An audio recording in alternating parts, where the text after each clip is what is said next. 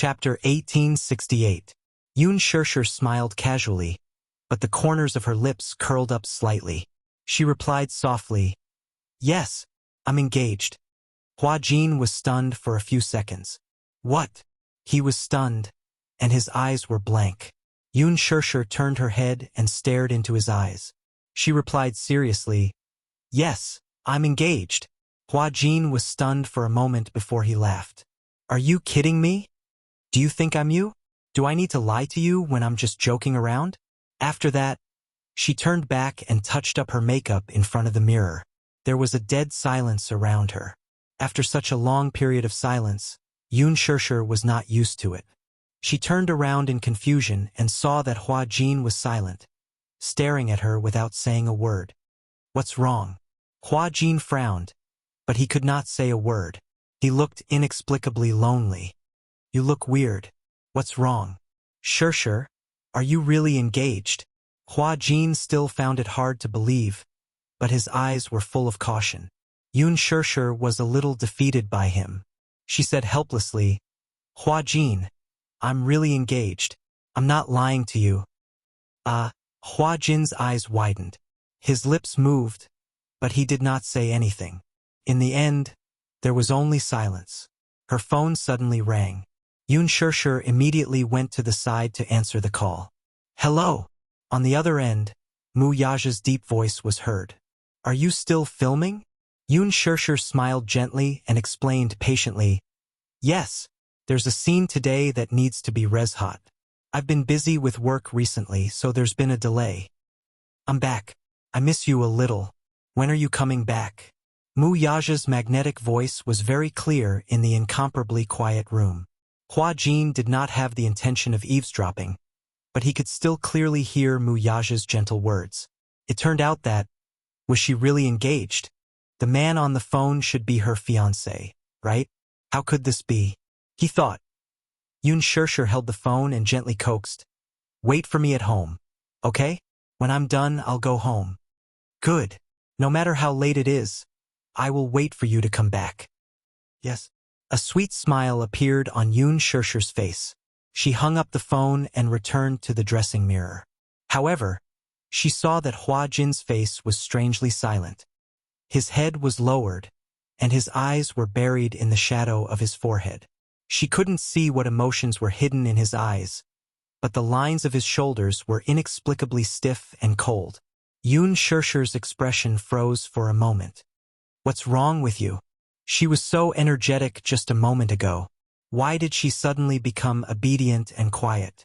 This person is really strange." Yoon Shirshir muttered to herself as she sat down in front of the dressing mirror. Hua Jin suddenly stood up and left the dressing room without a word. She stared blankly at his back view as he left and muttered, "Weirdo." At night, when they were rushing to finish the night work, it was already 10 at night. The weather was at its coldest. Yoon Shirshir could not stand the temperature of a few degrees below zero at night in the north. On the set, she tiredly wrapped herself in a military coat. There were a few times when she dozed off and almost fell asleep. Hua Jin sat beside her, but he was still strangely silent and did not make a sound. She busied herself by pouring hot tea for Yoon Shirshir and running back and forth to ask the set keeper when they could start shooting. It was so nerve-wracking. Chapter 1869. Yoon Shirshir, who was wearing a thin costume, was shivering from the cold even though she was wrapped in a military coat. Her assistant ran back and stomped her feet in anger. "Shirshir, you won't be able to do it for the time being. Lin Ji is such a disappointment. She actually got stuck during filming. Director Gu is scolding her, but no one dares to say a word. If we wait for her to finish, who knows how long it'll take. Why don't you go back to the dressing room to hide from the wind? It's cold at night. Don't catch a cold." "No need." Yoon Shirshir shook her head with a cup of water in her hand. "Filming is over. If it's my turn and I can't be found, Director Gu will fly into a rage again." Her assistant was both angry and distressed. "Still, the weather is so cold. Your body is weak to begin with. What if you can't take it and fall sick?" Yoon Shirshir, however, said, "There are so many people waiting, yet they don't seem to have any complaints. I'm not the only one waiting. Let's wait patiently. That's true. If you hide in the dressing room, who knows if someone will make sarcastic remarks about you acting like a big shot again. As she said this, she shot a meaningful look at the assistant standing at the side. Both of them snorted at this. As the female lead and the supporting female lead's assistants, they did not see eye to eye with each other. Hence, they often had conflicts with each other in the production team. Yoon Shirshir waited patiently. Lin Ji's ability to dawdle was admirable. It was just a simple scene, yet they still had not finished filming after more than 3 hours. The weather was very cold and she could not stand the cold. She was shivering during the shoot and her voice was trembling when she said the lines. Gu Xiaoyang was about to explode. He scolded her in front of everyone and gave her a good scolding. Her assistant complained to Yoon Shirshir. Shirshir, wait. You must do your best. Director Gu is in a bad mood now. If he vents his anger on you, it'll be terrible. I know. I'll try my best to get it done in one take. Yoon Shirshir thought to herself that there was still a man at home waiting for her return. She definitely had to work harder and muster all her strength to pass in one go. Hua Jin, on the other hand, remained silent throughout. No one knew what he was thinking. At midnight, Lin Ji's scene finally ended. When she returned, she was wrapped in a military coat and her nose was red from the cold. Her assistant escorted her back to the lounge. She snickered at the side. Look at how cold she is. Her nose is about to fall off from the cold. She, don't talk nonsense. Hee. All right. The scriptwriter rushed over to remind them. Everyone, get ready for the next scene. We'll be filming in 10 minutes. Got it, thank you, Yoon Shirshir said. The stage keeper smiled and hurriedly went to inform the group of extras. When it was time for Yoon Shirshir to go on stage, she was extremely focused. Whether it was her positioning, lines, expression, or acting skills, everything was on point. The problem was that the smooth plot was interrupted when it came to Hua Jin. If she was not distracted, she would forget her lines. Hua Jin did not have many lines for this scene. In the past, with his ability, he could pass this scene in one take. However, in just half an hour, he had 3 NGs. He exploded on the spot. Chapter 1870. However, Hua Jin kept his head down and didn't even try to brush him off. He responded lazily but didn't say anything else. Gu Xiaoyang glanced at his expression and wanted to scold him but stopped himself. Clearly, he didn't want to offend someone like Hua Jin. He had already vented his anger by scolding him in front of so many people, so he didn't want to be too forceful with him. Thus, he held back his anger and took a few deep breaths before lecturing. Act well from now on. Yes, I understand, great director. Hua Jin's attitude was very casual. Gu Xiaoyang's suppressed anger was stirred up by his flippant and provocative words. He suddenly strode over and stuck close to him. Looking at him, he gritted his teeth and said in a voice that only the two of them could hear, Don't think that just because you have a strong background, you can be so arrogant in front of the crew. Hua Jin, you were able to get into this crew because you have someone supporting you, but I don't want to be bullied by you. Act well. If you don't want to act, then get lost. I won't get lost. Hua Jin smiled mischievously and blew out a breath at him. If you're so capable, why don't you kick me out of the crew? Director Gu. You! Gu Xiaoyang clenched his fists in exasperation. After enduring for a while, he suddenly stormed off. Yoon Shirshir stared blankly at the sudden scene in front of her. She was a little confused. Then, she looked at Hua Jin, who was standing there arrogantly, looking as though he wasn't convinced. His handsome brows were slightly furrowed, and he was obviously making things difficult for Gu Xiaoyang on purpose. She walked over and asked patiently, Hua Jin, can you act well? The moment Yoon Shirshir spoke, Hua Jin's tone inexplicably softened. He smiled and said, I'm acting well. Is this the result of acting well? There are problems everywhere, be it your positioning or your lines. It's just a few lines. How many NGs have you had? Hua Jin pouted and said unhappily, I'm not in a good condition. I gave you so much time to adjust your condition, and now you're telling me that you're not in a good condition? Don't you think it's too perfunctory? Everyone looked over curiously. Seeing that Yoon Shirshir actually spoke to Hua Jin in such a tone, everyone was stunned. Everyone in the production team knew that Hua Jin had a strong backer. Hence, he was rather arrogant in the production team and no one dared to offend him. Even the strong-willed Gu Xiaoyang had to lower his status when speaking to him. But Yoon Shirshir dared to speak to him like that in public. Everyone secretly sighed in their hearts. What great courage! Hua Jin did not say anything. However, Yoon Shirshir did not stop criticizing him. Please put more effort into your acting. This is not the first time this has happened. Everyone was tired, especially Director Gu. He had been filming for the whole day. Couldn't he be a little more considerate? Is there a need to drag everyone down and suffer with you on such a cold night? Hua Jin only said one sentence. I'm not happy. Not happy.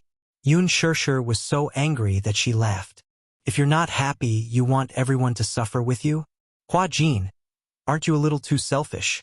Hua Jin stared at her, dumbfounded.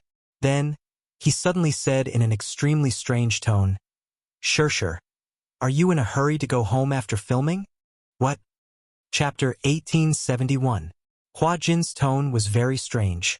It vaguely gave off a feeling of jealousy.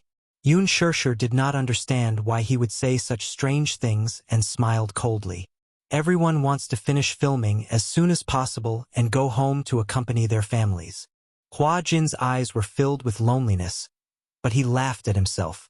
That's great. Someone is waiting for you to come home, but I'm not. There was envy and disappointment in his eyes. Yoon Shirshir. Hua Jin lowered his head and compromised. Okay, I'll do my best and try to pass it in one take. I won't take up your time. The following scenes were surprisingly smooth. Basically, all the scenes were completed in one take.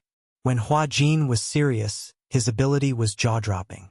Be it the emotion in his eyes or the dramatic tension in his expression, they were flawless. Everyone predicted that Hua Jin would definitely become the second Gu Xingze. He had such ability and talent. After the scenes were over, Hua Jin still had to stay behind to finish the night work. Yoon Shirshir finished her scenes and hurried home. On the way back, Mushi carefully asked while driving, Shirshir, do you feel that Hua Jin has an inexplicable dependence on you? I feel that he seems to like you a lot. Of course, it's not the kind of love between a man and a woman. I keep feeling that he's a lonely person, so he's like a younger brother relying on his older sister. Mushi said truthfully. At the mention of Hua Jin, Yoon Shirshir felt a headache. Don't worry about him. What's wrong? This person is really a weirdo. His temper is weird, and so is his personality. Mushi was stunned for a moment before she smiled and said, Actually, I think that Hua Jin is quite a good person. Why do you say that? In the past, when I didn't interact with Hua Jin, I felt quite afraid of this person. It's said that Hua Jin's backer is not ordinary. The backer behind him is mysterious and powerful. Back when Hua Jin joined the cast of Lethal Beauty, you don't know how many young hunks were fighting for his role. A IP drama like Lethal Beauty is bound to set off a craze once it's broadcasted. Moreover, the male lead's character is quite likable and has many loyal fans. Basically, as long as one gets this role, it's guaranteed to be a hit. However, with so many people vying for the role, all it took was a few words from Hua Jin, and the role was decided for him. Don't you think it's scary? Yoon Shirshir was silent. Also, I heard some insider's news. She suddenly asked mysteriously, Do you know Lee Jiuxian? Yes. Back then, in order to be able to act in this drama, he even slept with the producer. In the end, it was Hua Jin who won it. Lee Jiuxian is about to vomit blood from anger. Yoon Shirshir was surprised. If I remember correctly, the producer of Lethal Beauty is a middle-aged uncle. So what? She did not think much of it and was clearly used to it. This industry is very chaotic. That producer is gay. Although Lee Jiuxian isn't, he's willing to go all out for this role. What's a few nights of sleeping with someone if he can get a gold medal role? Yoon Shirshir was flustered for a moment before she muttered to herself, The rich and powerful circle is really messy. Chapter 1872. Actually, that producer wanted to hook up with Hua Jin. However, Hua Jin has a strong backer. Even if he's eyeing him covetously, he doesn't have the guts to do it. Is Hua Jin so popular the moment he debuted? She shook her head. Nope. She continued. Hua Jin only became popular in the past 2 years. Because he has a sugar daddy, his status naturally rose. Before this, he was a money boy. Yoon Shirshir was confused. What does a money boy mean? She's lips twitched. You don't even know what a money boy means? I don't understand. The red light at the intersection lit up. She stopped in her tracks and turned to look at her. Under the dim light, her expression seemed a little blurred. In ancient times, money boys were also known as male prostitutes. Now, you can think of them as male toys of some rich people. Yoon Shirshir was shocked. She suddenly recalled what Hua Jin had said to her. I entered this industry because I was sold by my father when I was very young. Could it be? His background wasn't a joke? It was real? While she was in a daze, she continued to explain in her ear. Hua Jin used to be a famous male toy. In the beginning, he was a lowly man who accompanied customers in bars to drink. Later, he was bought by the boss of a management company and kept as a mistress for a few years. At that time, Hua Jin was not famous yet.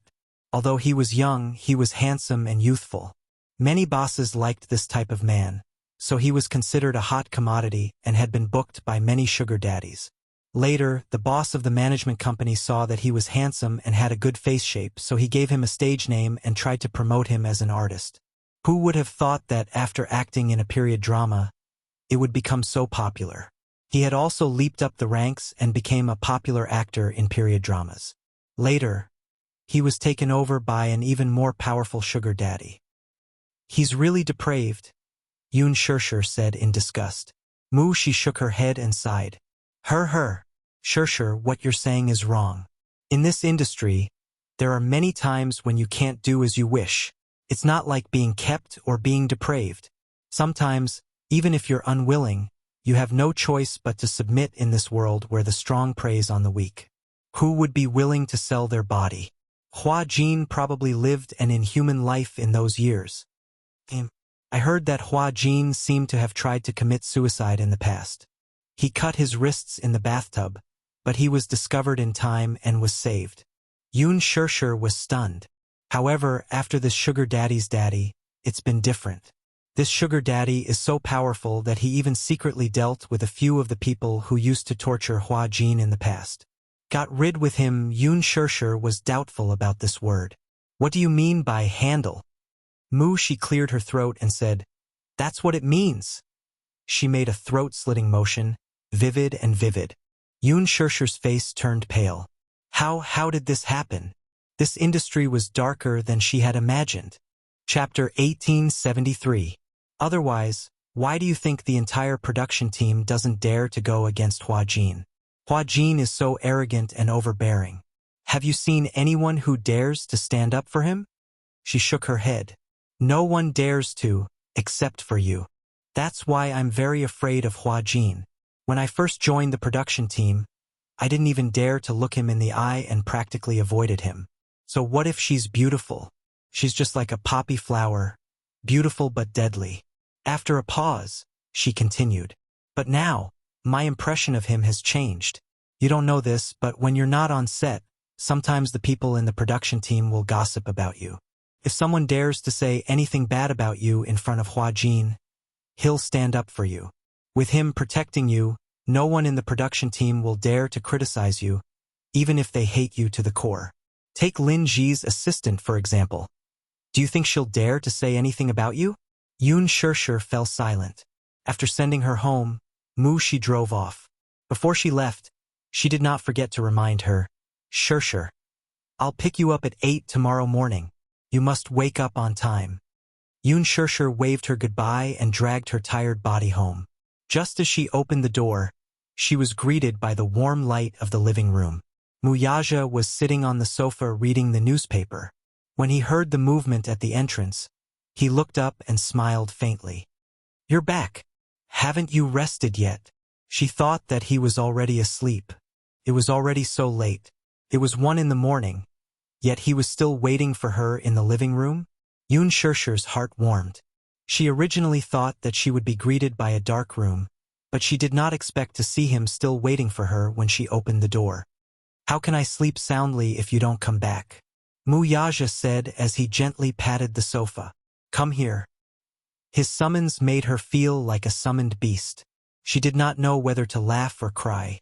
She closed the door, took off her coat, hung it on the hanger, and walked to the sofa. Just as she sat beside him, the man's strong arm wrapped around her waist and pulled her into his embrace. Before she could react, the man lowered his head and sealed her lips with a wolfish kiss. He tasted her beautiful breath. He had been thinking about this kiss for too long. He had been longing for the woman in his arms for so long. During this business trip for more than half a month, he missed her so much that he almost went crazy.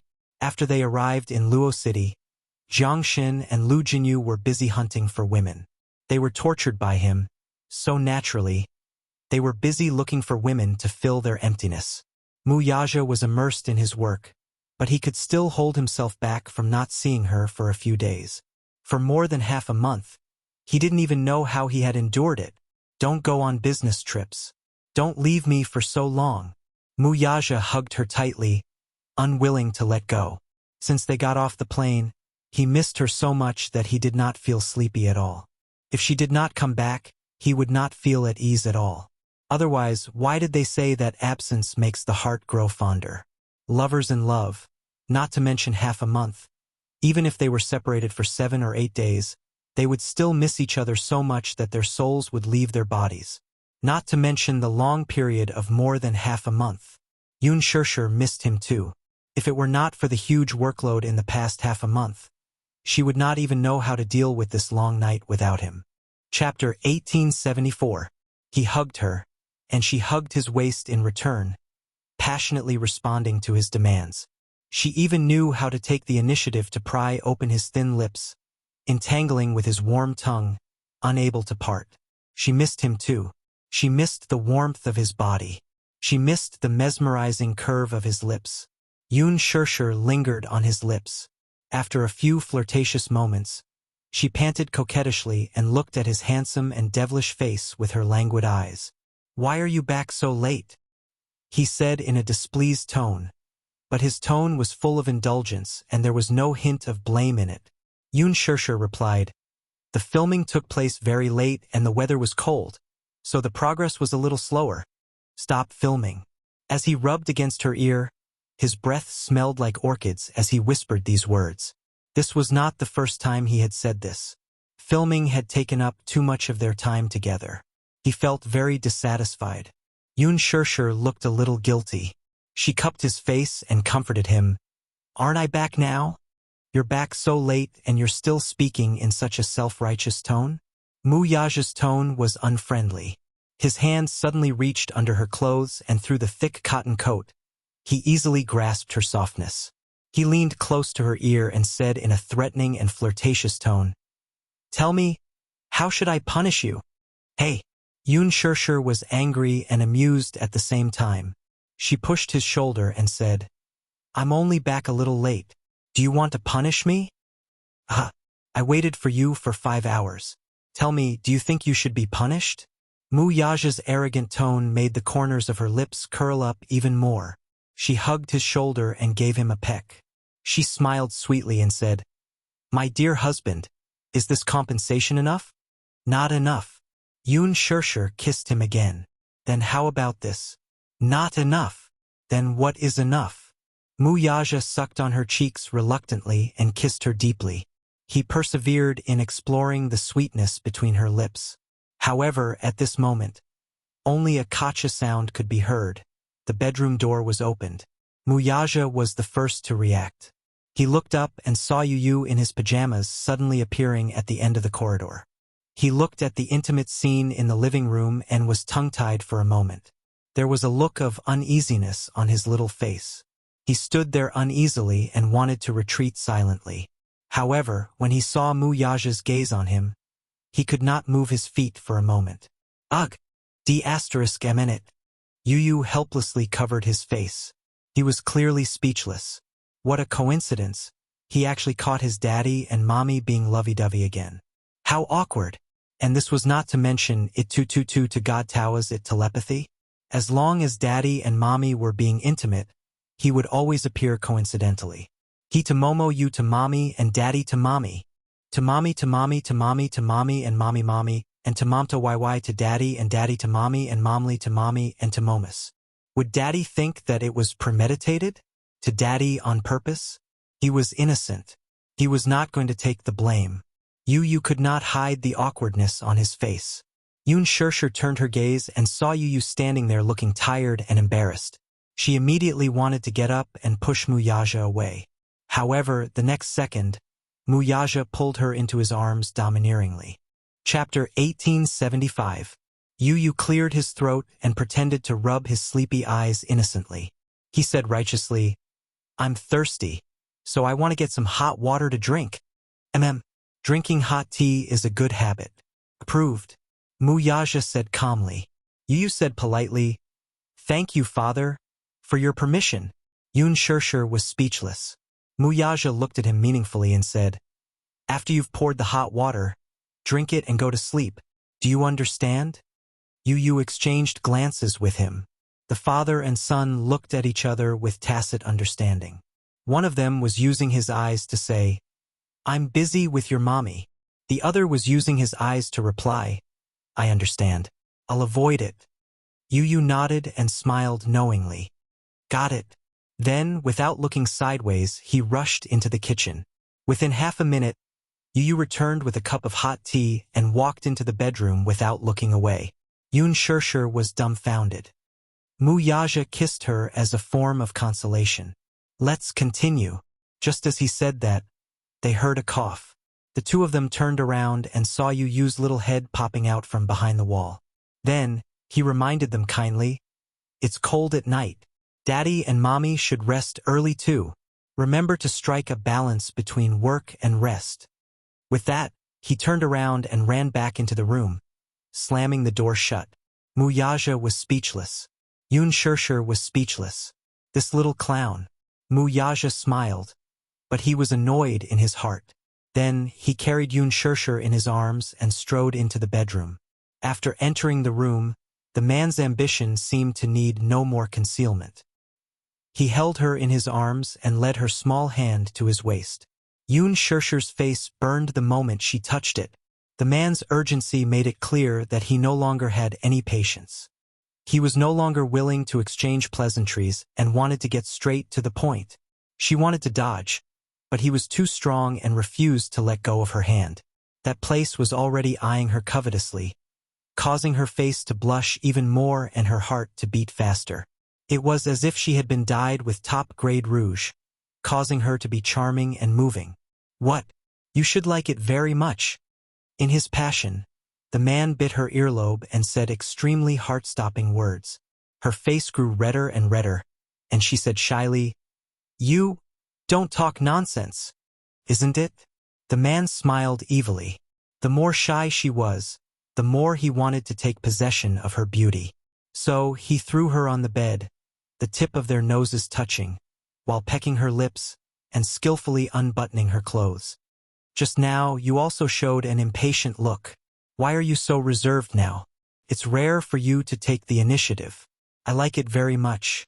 His smile was devilishly charming. His originally cold lips, because of the lingering kiss with her, were slightly warm. When his lips touched her beautiful shoulders and neck, they left dark red marks. Looking at the seductive look in his eyes, Yoon Shirshir hummed for a long time, but she couldn't say anything decent. She really did desire him. Chapter 1876. He said that he liked it when she took the initiative. Recalling his excessively naughty flirting, Yoon Shirshir felt shy and uneasy at the same time, but the man saw it all. He grabbed her chin and wrapped his arms around her waist, forcing her to completely match his body. "Do you know? The more shy you are, the more I want to see you under me." That mesmerizing look. Yoon Shirshir was so embarrassed that she grabbed his collar and reached out to cover the mouth that kept spitting out words that made her feel at a loss. "Muyaja, Why was this man so different from usual when it came to matters of the heart? Usually, he was dressed in a suit and looked elegant. He gave off a refined and courteous feeling, like an elegant king, and in this aspect, whenever he was in the middle of matters, he would always say things that made her blush. "Stop talking." "Okay, I won't talk. Let's do it directly." As he murmured, he directly covered her small mouth that wanted to say something. His scorching hot breath brushed against her cheeks and neck. Finally, he invaded her small mouth and tasted her sweet and enchanting breath. She was forced to float under him. His increasingly violent attacks made her feel like a small boat in the middle of a raging storm, bobbing up and down on the sea. So sweet. He bit her earlobe and said wickedly. He grabbed her little hand that was resisting and attacked even more ferociously. The long night was beautiful and enchanting. In the midst of the man's indulgent panting, he finally vented all of it. He possessed her until she couldn't take it anymore.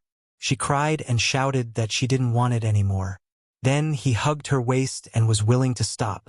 In the midst of it, there was a moment in his mind when he thought of just giving it to her. This little thing was really like a poison. Even so, he still couldn't control himself and fell into it, drinking poison to quench his thirst. After they finished, Yoon Shirshir nestled in his arms. She was so exhausted that she couldn't even lift her eyelids. If she moved a little, her waist would let out a tragic cry. It was as if she had just experienced a war. She felt that her whole body was about to fall apart. She was so useless. She had really worked hard to train herself, but she still couldn't handle the man's overly strong physical strength. He supported her body and lowered his head, taking in her beautiful and seductive posture. If this little thing was in ancient times, she would be a demoness that could bring disaster to the country. Even the most clear-headed monarch wouldn't be able to control himself in front of such a stunner. With such a stunner, how would he have the mood to worry about the state affairs?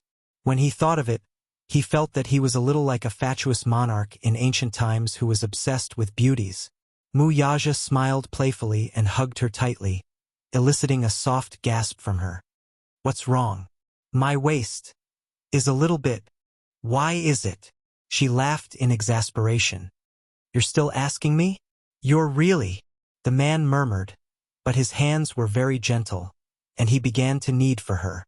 Yoon Shirshir dodged as if she had been electrocuted. "Hey, why are you like this?" "All right, I won't tease you anymore." Chapter 1877. Although he was not a professional, his technique was especially gentle. Under his kneading, Yoon Shirshir let out a comfortable moan and her body relaxed a lot. Mu Yaja was angry and amused at the same time. How could this woman be so delicate? However, the more delicate she was, the more he wanted to dote on her.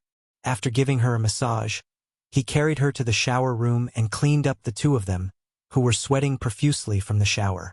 Feeling refreshed, he carried her into bed, turned on the heater, and fell asleep with her in his arms. It was a dreamless night until the sun rose. "Mu," she called to wake her up. When Yoon Shirshir woke up, the sky outside the window was dark. In winter, the sun woke up later. At 7 o'clock, the sky had just turned bright. The weather in the morning was very cold. She struggled with herself for a long time before she was willing to get out of the warm bed. At this time, a certain man was still immersed in his sleep. He hugged her domineeringly. His strong arms were like a pair of shackles that were difficult to break free from. She was in a hurry to get out of bed and freshen up, but she also had to be careful not to wake him up. After a lot of effort, she finally freed herself from his arms. She changed her clothes and walked into the bathroom.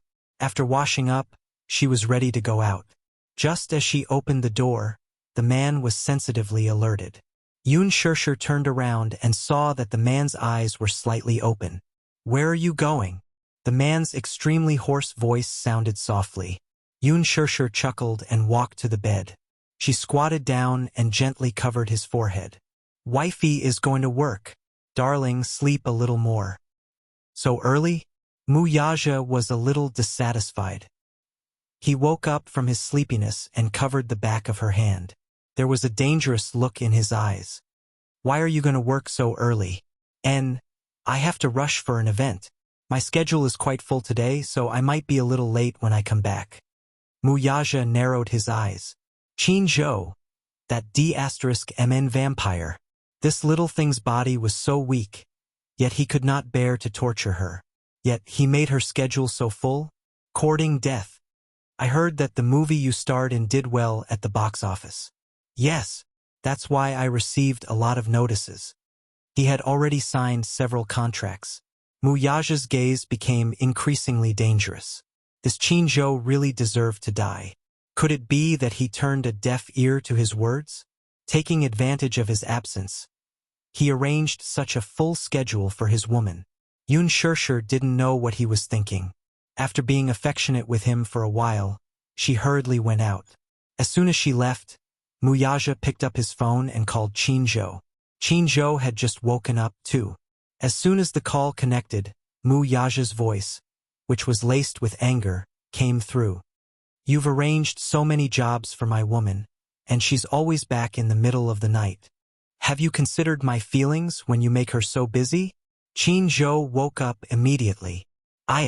It was early in the morning, and the big boss was really full of resentment. Wuxia snorted coldly. It seems that you've turned a deaf ear to my words. I've already made the arrangements. Although Shirshir is busy now, I've already informed the crew that she can leave after filming. There's no need for her to stay on set. It was already 1 o'clock when she came back yesterday. Chapter 1878. His infuriating tone made it easy for a man without a family to speak without feeling any pain. Wuxia was even more displeased. I don't like it when she leaves early and returns late. It's so tiring. As for the rest, you can do as you deem fit. I'll see how you perform. Without giving him a chance to explain further, he hung up the call. Qin Zhou stared at the phone screen with his mouth agape. His whole person was in a mess. What is this? What a domineering CEO. He muttered and looked at the time. It was past 8 in the morning, which was indeed very early. The weather was still very cold at this time. No wonder this big boss was angry. His heart must be aching to see his wife rushing to work early in the morning. He sighed and held his forehead. It seemed that the schedule had to be adjusted again. Yun Shirshir had 2 jobs in the morning, so she rushed through them like a flying person. She bitterly grabbed a lunchbox and flew to the TV station to participate in a program recording. On the way, there was a traffic jam on the Outer Ring Highway. Yun Shirshir picked up her phone and prepared to watch the complete movie of The Green Apple. She did not have the chance to watch the movie after the post-production was completed, so she did not know how the overall effect of the movie was. Her assistant copied the movie to her phone, and while the traffic was busy, she watched it with relish. Romantic music, exquisite post-production rendering, thrilling plot, tear-jerking sadomasochistic love. Yun Shirshir was engrossed in watching the video. She held the phone in her hands and was engrossed in it. It must be said that the effect was very different from what she had expected. Filming on the set was actually very boring. She had to read her lines and walk according to the script. She could not see her own expression at all, so the framework was rigid. In this aspect, Lin Fengtian was very strict.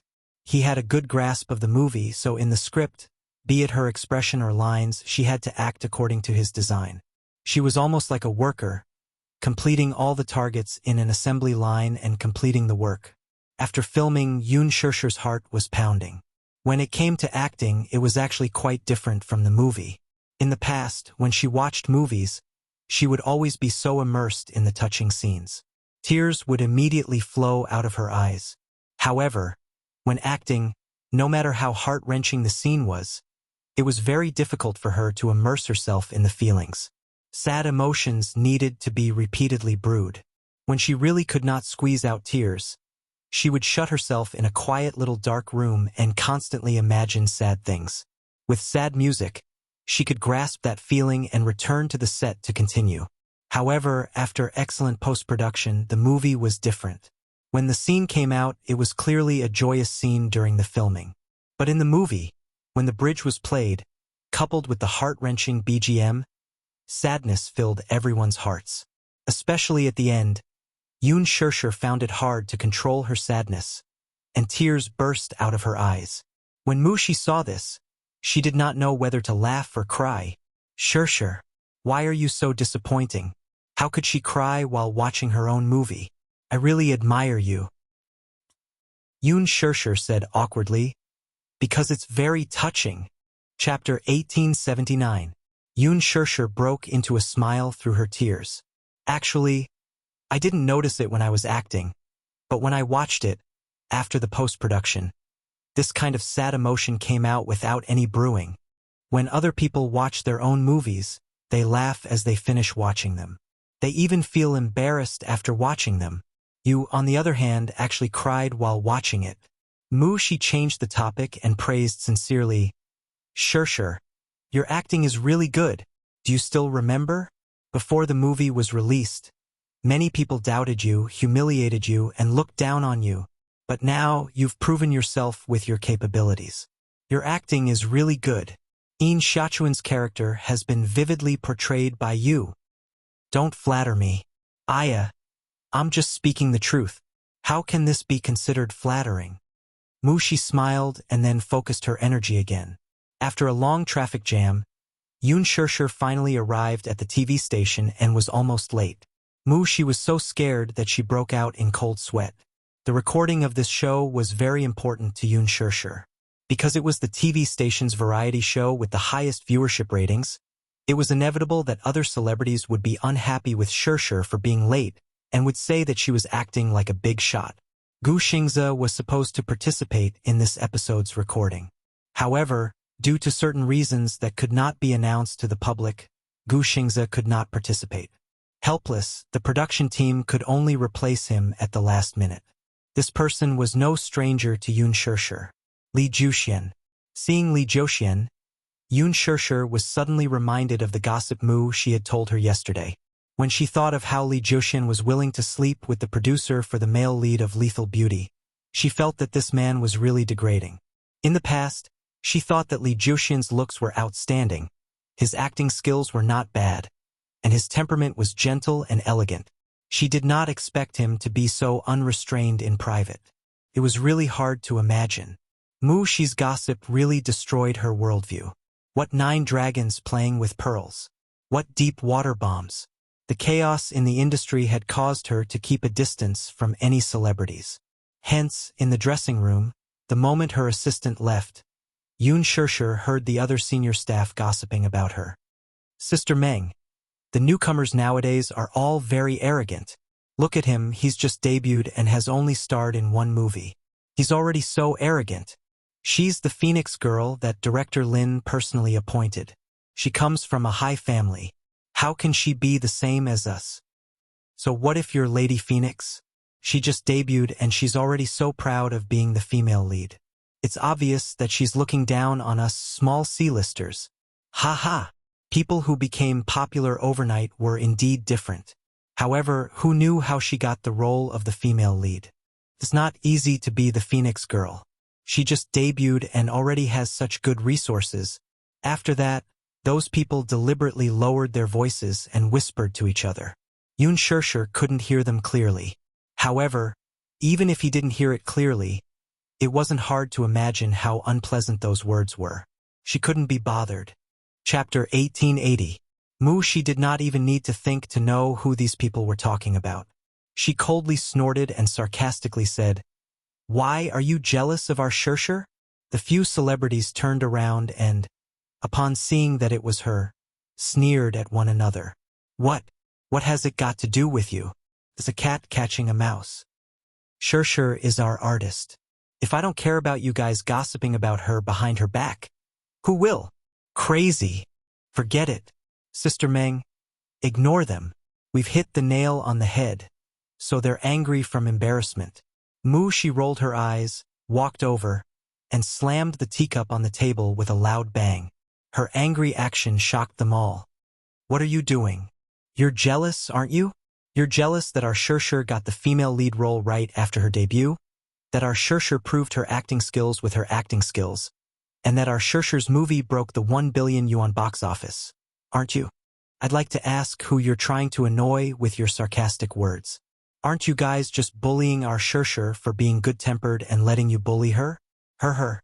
Let me tell you, Shusher can act in Director Lin's movie because she's capable. Wild chickens like you want to act in Director Lin's movie and be the female lead? Do you even have the chance to cross that threshold? With your narrow horizons, don't embarrass yourselves here. The few celebrities could not take it anymore after being ridiculed by her. What are you doing? Are you a firecracker?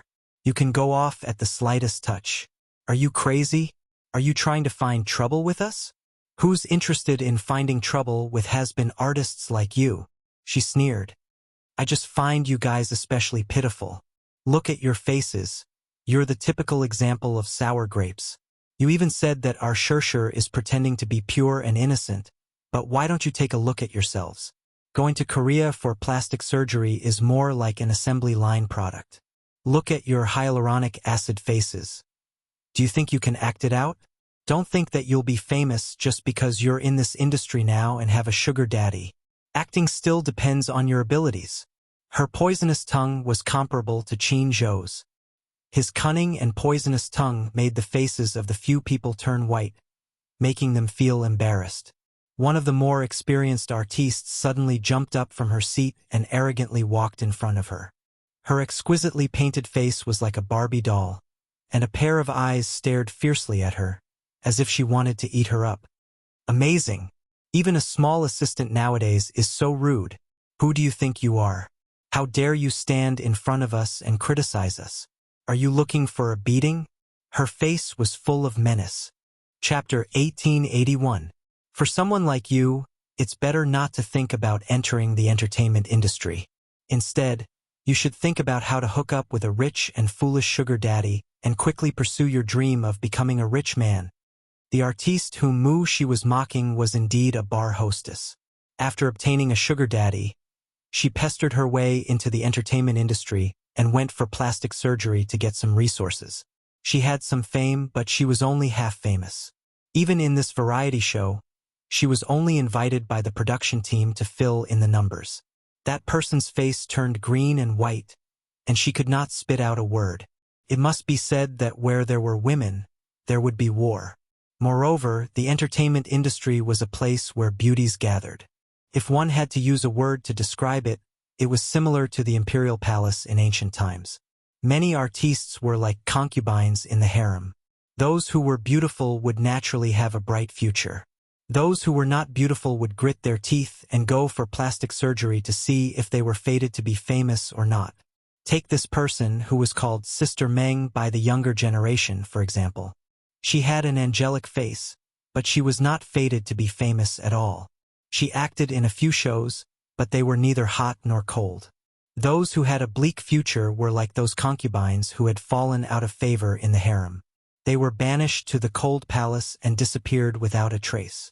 There were even some artistes who, although they were called celebrities, were nothing more than high-class prostitutes.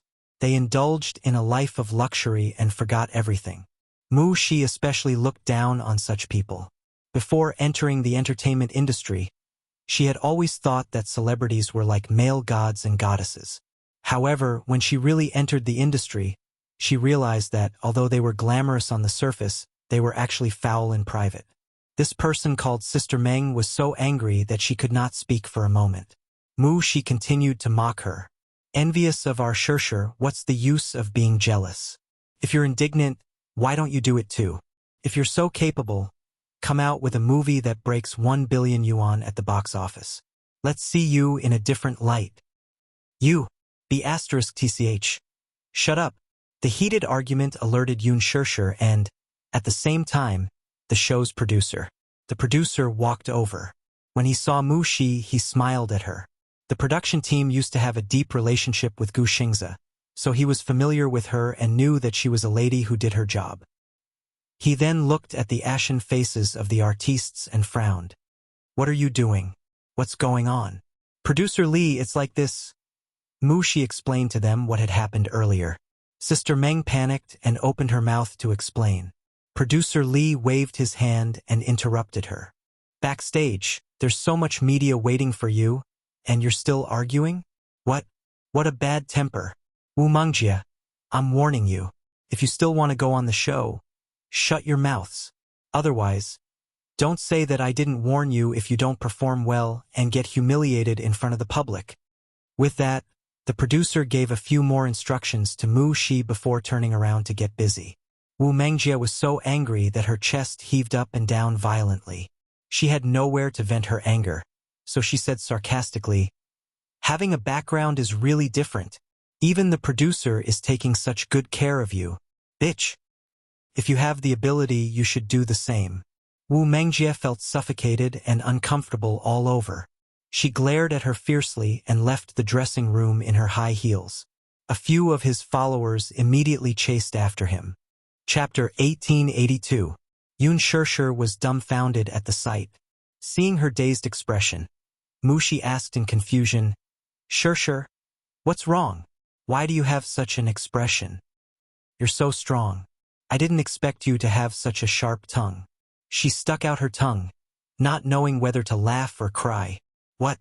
I've been with Qin Zhou for so long, so I naturally have to practice my glib tongue. Thank you for defending me, but there's no need to be calculative with these people. Shirshir, you... It's not that I'm being hypocritical, but you'll never know the consequences of angering these people. You're well-mannered, but they're brainless. Can you be calculative with them?" Mu Shi did not fully understand. "You're just an assistant. To be honest, in this society, the strong preys on the weak. The fact that they can become famous means that they have some power behind them. If you really go head-on with them, you might end up hurting yourself." She understood that Shirshir was saying this out of concern for her. Indeed, she had lost her rationality because she was too angry earlier. Just thinking about it made her shudder. These artistes financiers were quite powerful. If she went back and filed a complaint, she did not know how they would deal with her behind her back. She was different from them. She didn't have a strong backing. She smiled guiltily. "I'm sorry, Shirshir. I wasn't rational enough. Thank you for your concern." She was especially grateful for Yun Shirshir's kind reminder. "It's fine, but don't worry." Yun Shirshir changed the topic and smiled evilly. "In the future, just leave such people to me. Since they said that she used underhanded means to climb up the ranks, she might as well let them see what kind of underhanded means she had." Those words just now had angered her. However, due to her etiquette, she did not show her displeasure on her face. When she returned to the dressing table, she received a new message on her phone. "Muyaja, when will it end?"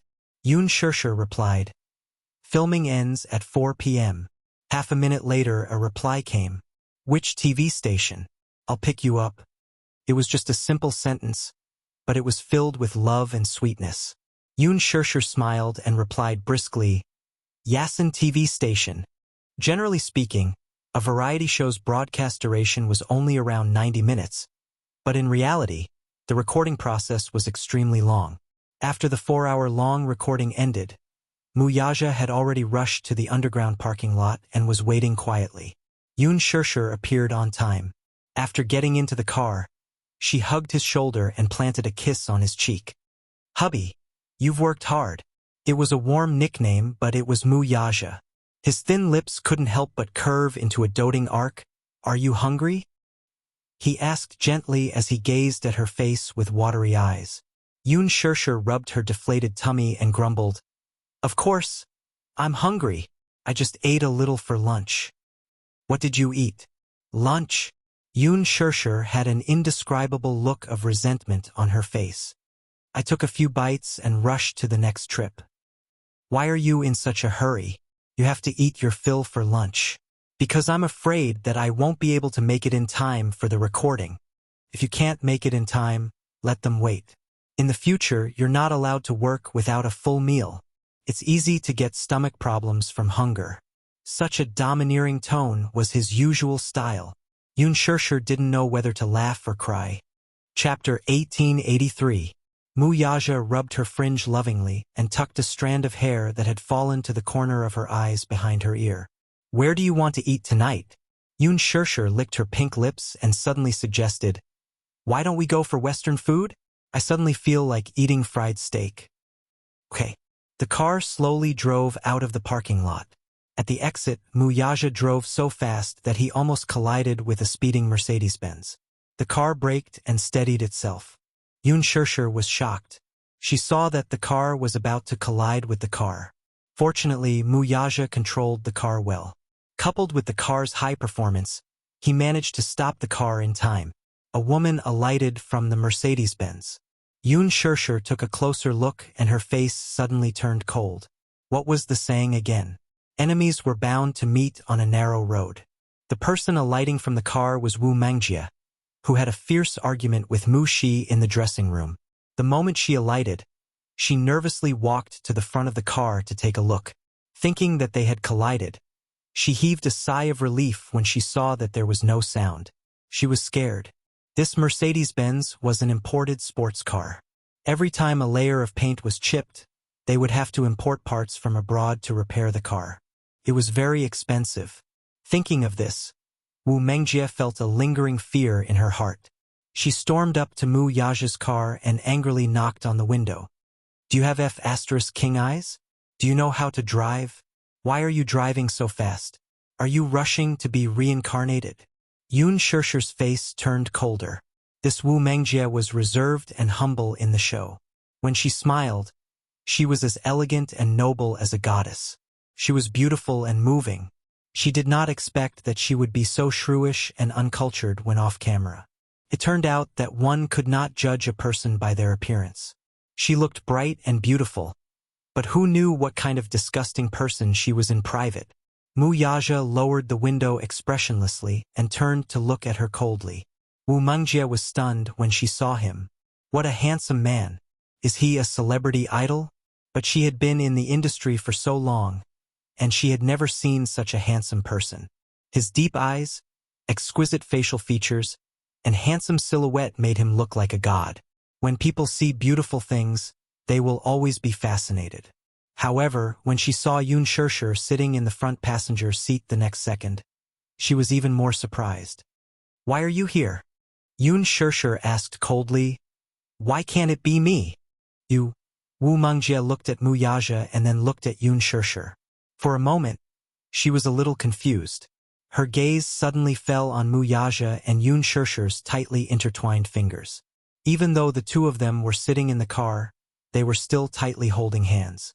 It was obvious that the two of them were very close. Could it be?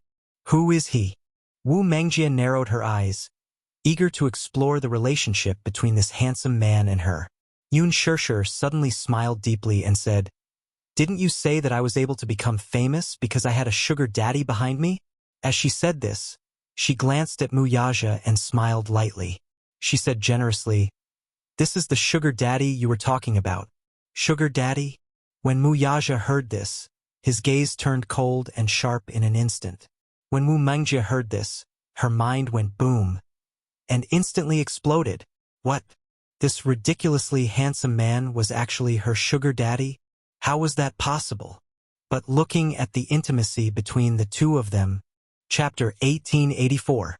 If what Yun Shirshir said was true, then it was really enviable. The sugar daddy behind her was so outstanding, rich and handsome. Compared to her previous sugar daddies, they ranged from their 30s to their 50s. There were even old men who were old enough to be her grandfather. They were either balding, or had big bellies. Whenever she thought of that fat body pressing down on her and pleasuring her tactfully, she resisted the urge to vomit. Wu Mengjie was so jealous that her eyes were about to bleed. I knew it. For you to have such good resources, you must have a sugar daddy supporting you. However, Yun Shirshir, you're so lucky to have such a sugar daddy supporting you. I'm so envious of you. After a pause, she suddenly flipped her long black hair charmingly. With one hand on her slender waist, she gently placed her hand on the car window. Sir, it's really bad of you to have taken a fancy to such a woman. Why don't you kick her away and I'll do something to you? As she spoke, she winked at him in what she thought was a flirtatious manner. She lowered her voice and said, I'm really good in bed. He frowned. Dirty. Wu Mengjie was stunned. Ah? What did you say? Mu Yaja ordered expressionlessly.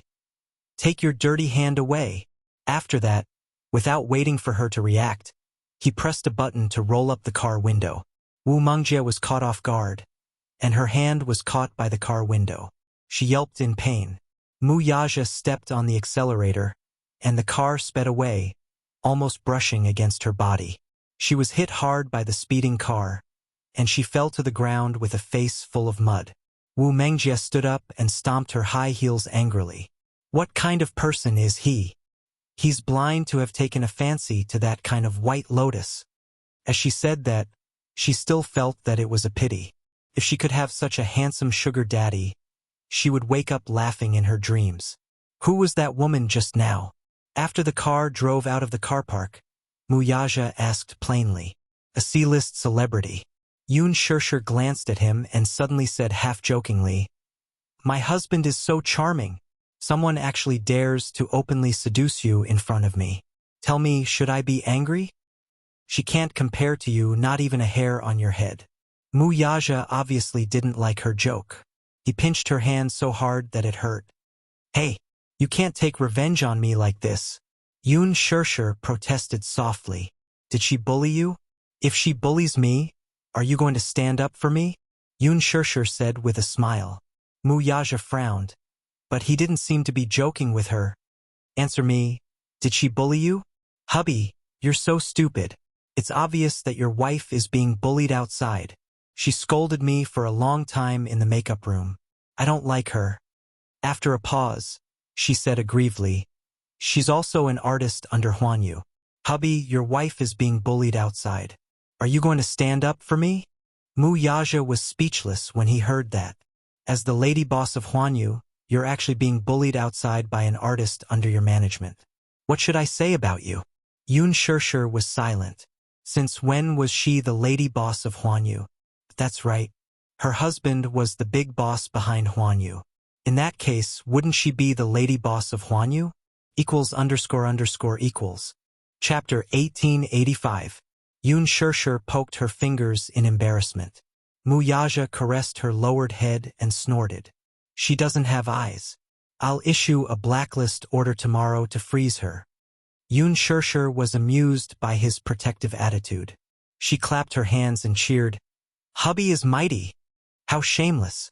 Yun Shirshir suddenly clenched her fists and said, Don't wait until tomorrow. Let's do it tonight. I didn't want to be calculative with her. But this B***TCH actually seduced my hubby right in front of me. I can't take it until tomorrow. Mu Yaja. He suddenly smiled. All right, I'll blacklist her tonight. Even he himself didn't realize how much he indulged and doted on this little woman. Hubby is the best. All right, don't be unhappy. Let's go for dinner now. Okay. Yun Shirshir nodded in joy. Her phone suddenly rang at this moment. She picked it up and glanced at the screen. It was a call from her father.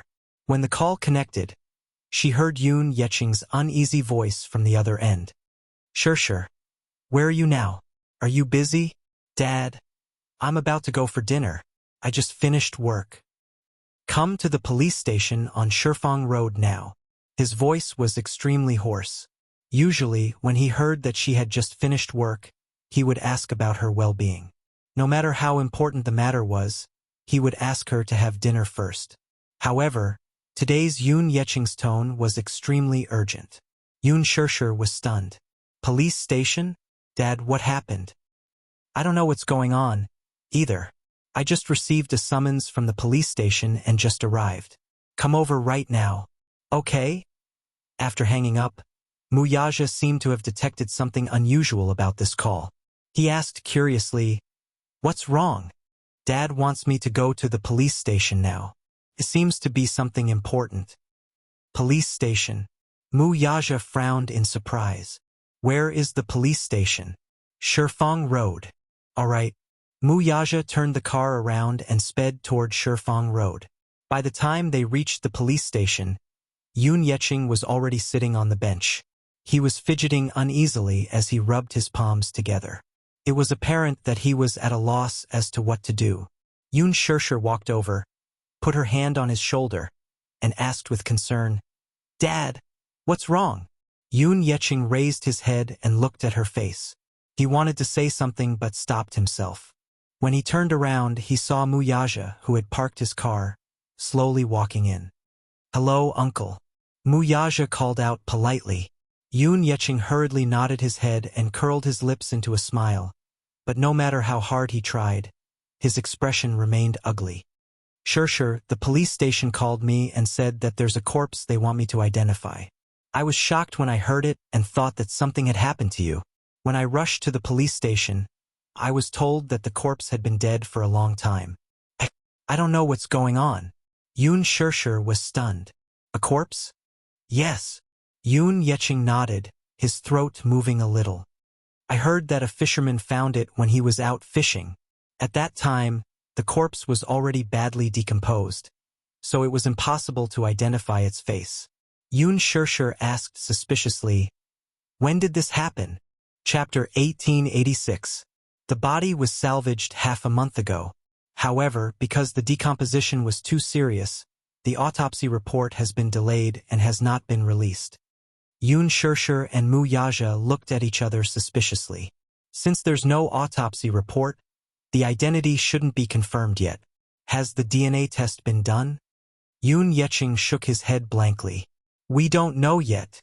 "Then, how did the police contact us?" Yun Shishir was even more suspicious. "Since the identity of the body hasn't been confirmed, why did the police summon us to the station?" Yun Yeching's lips suddenly trembled violently. His voice was hoarse and the fear in his eyes magnified. "Because after the investigation, it might be someone from our family. Shishir, you should know that your mom, Li Qin, hasn't she been missing for a few months? And Yun Na, we haven't heard from them in the past few months.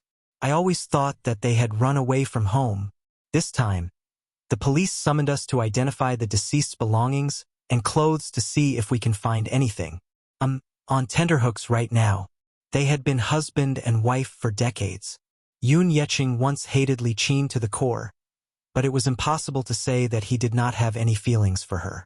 Previously, he and Li Qin had a huge quarrel and even proposed a divorce. Even if they were to get a divorce, she would still want half of the family assets. Yun Yeching hated her for being too mean to Shishir and being a bully, while Li Qin hated him for being biased toward Yun Shishir and not caring about his biological daughter. After the quarrel, something happened to Yun Na. After that, at the hospital, the mother-daughter pair seemed to have disappeared from the face of the earth. He had thought of calling the police, but on second thought, there was no bad news after being missing for so many days. They probably ran away from home, thinking that dirty linen should not be aired in public. Yun Yeching sighed. Husband and wife parted on good terms after all. Since Li Qin had left the house with Yun Na, then so be it. At least he could have some peace. Hence, he did not make a fuss about it. At that time, he still harbored some hatred toward Li Qin. But this morning, the police suddenly called and asked them to identify a corpse. Yun Yeching was baffled and puzzled. "What corpse?" the police officer asked. "There are 2 missing persons in your family. One is your wife, Li Qin, and the other is your daughter, Yun Na. They've been missing for so long. Why didn't you report them? Do you know where the 2 of them went?" Yun Yeching claimed that he had no idea. The officer laughed and gave a general account of the incident. He said that a fisherman had disturbed a highly decomposed corpse when he was out fishing.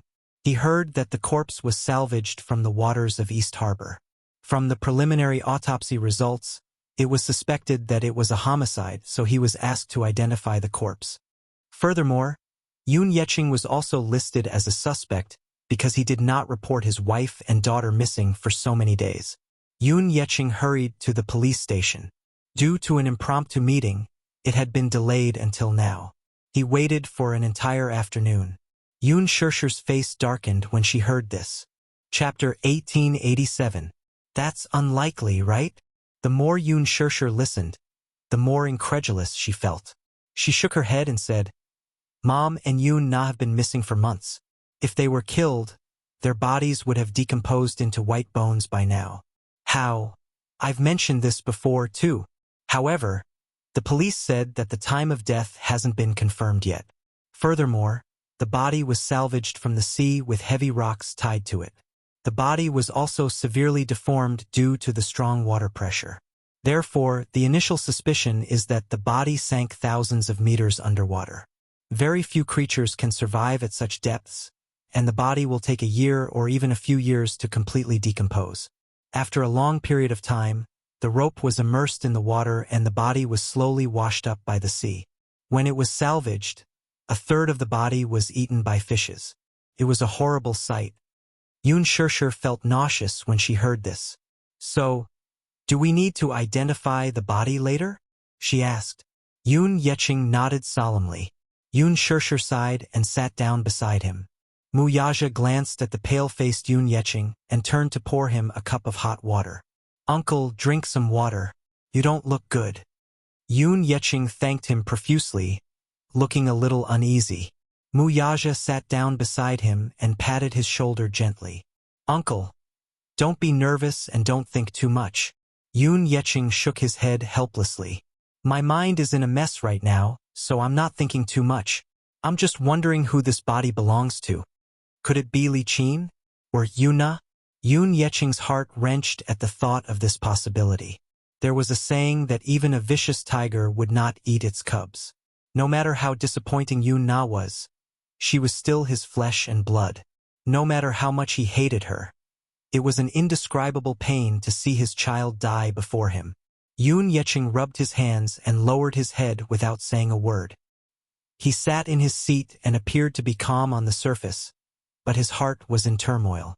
Memories of Yoon Na's innocent and adorable childhood flashed through his mind, especially when she was just born.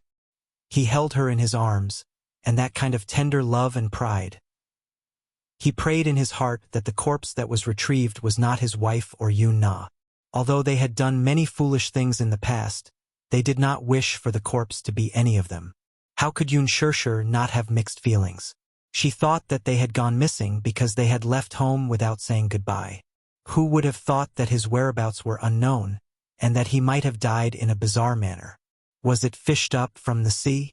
Yoon Yeching suddenly raised his head and asked tentatively, Shirshir, do you hope that the corpse is? I don't.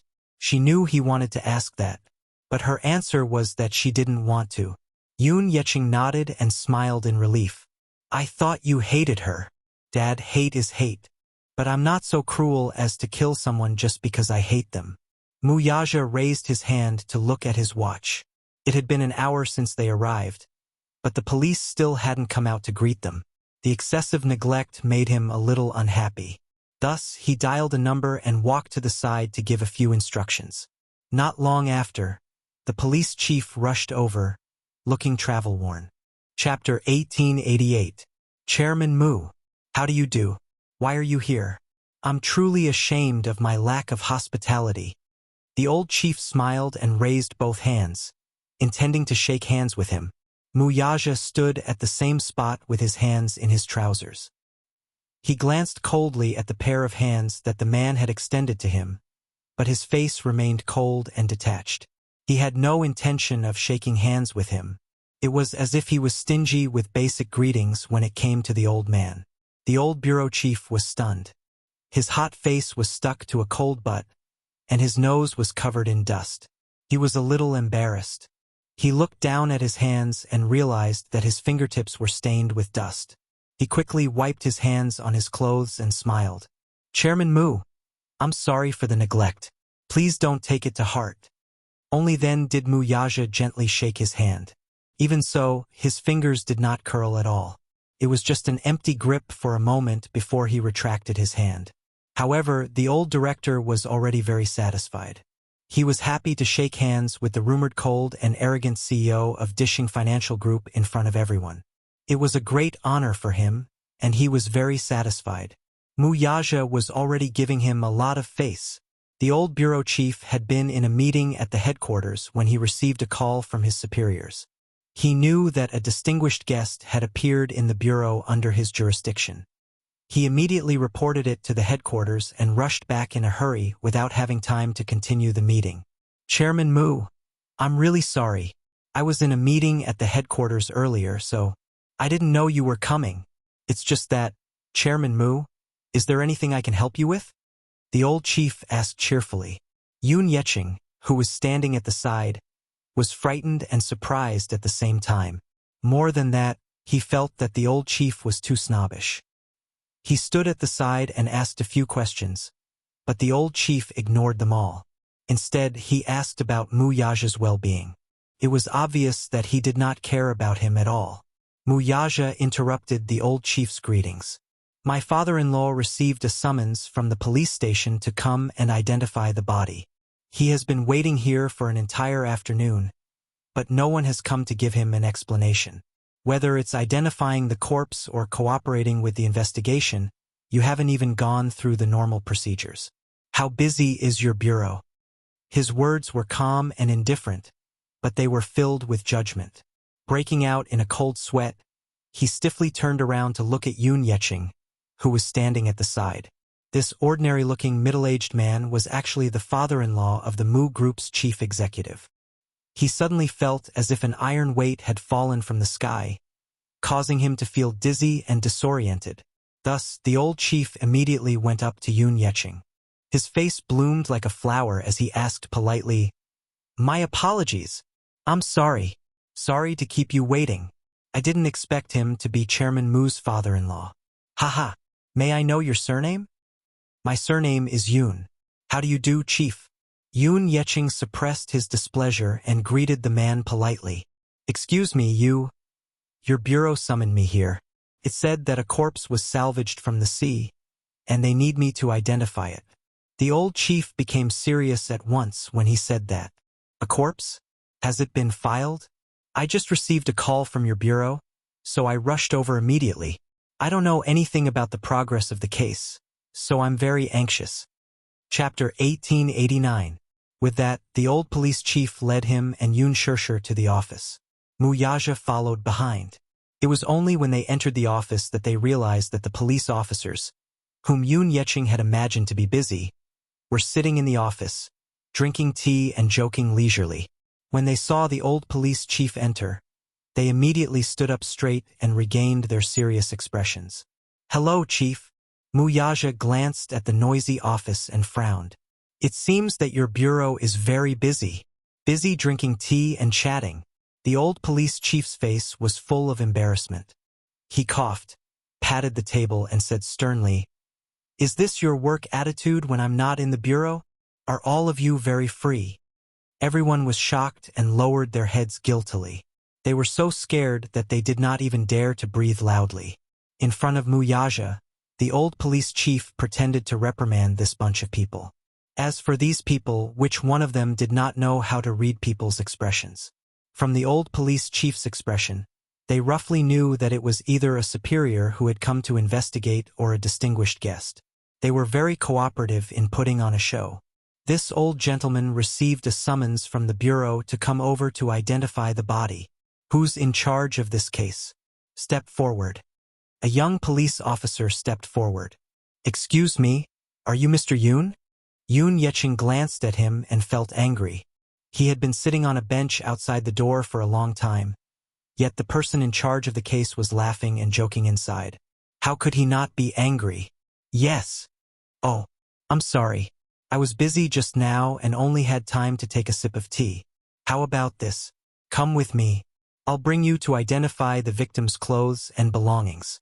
With that, Yun Yeching and Yun Shirshir followed him into the morgue. Mu Yaja also wanted to follow. The old police chief immediately stopped him. "Chairman Mu, please sit here for a while. I'll report to you if there's anything." Yun Shirshir also said, "Wait for me here." "Okay, I'll wait for you." Mu Yaja nodded.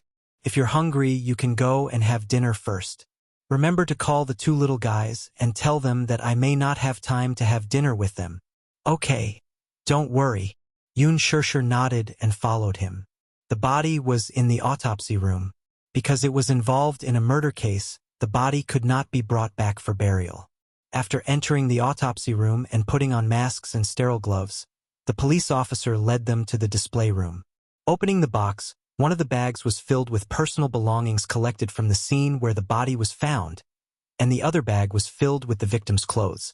Even though the clothes had been corroded by the seawater for a long time, causing them to fade and become tattered due to the impact of the current and the fishes, Yun Yeqing could still recognize them at a glance. They were the clothes he had bought for Li Qin on her birthday at the mall. She was still wearing it that day at the hospital. Then, the mother and daughter disappeared without a trace. As soon as he saw that piece of clothing, there was a boom in his head. It's her. Yun Yeqing was dumbfounded. His face was ashen as if it had been painted white. Chapter 1890. Yun Shirshir was stunned for a moment. She barely recognized the clothes. They were the clothes that Li Qin had worn before. She wore a red jacket and was dressed in high-end fashion. Li Qin loved to dress up, so even though they were tight on money, she was always willing to splurge on her clothes. These were the clothes she wore in the summer. Judging from this, if this body really belonged to Li Qin, then she had already been killed in the summer. Could it be a coincidence?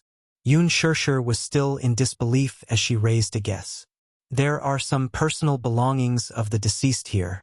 Please come and identify them. The police officer placed the bag of belongings on the table and pointed.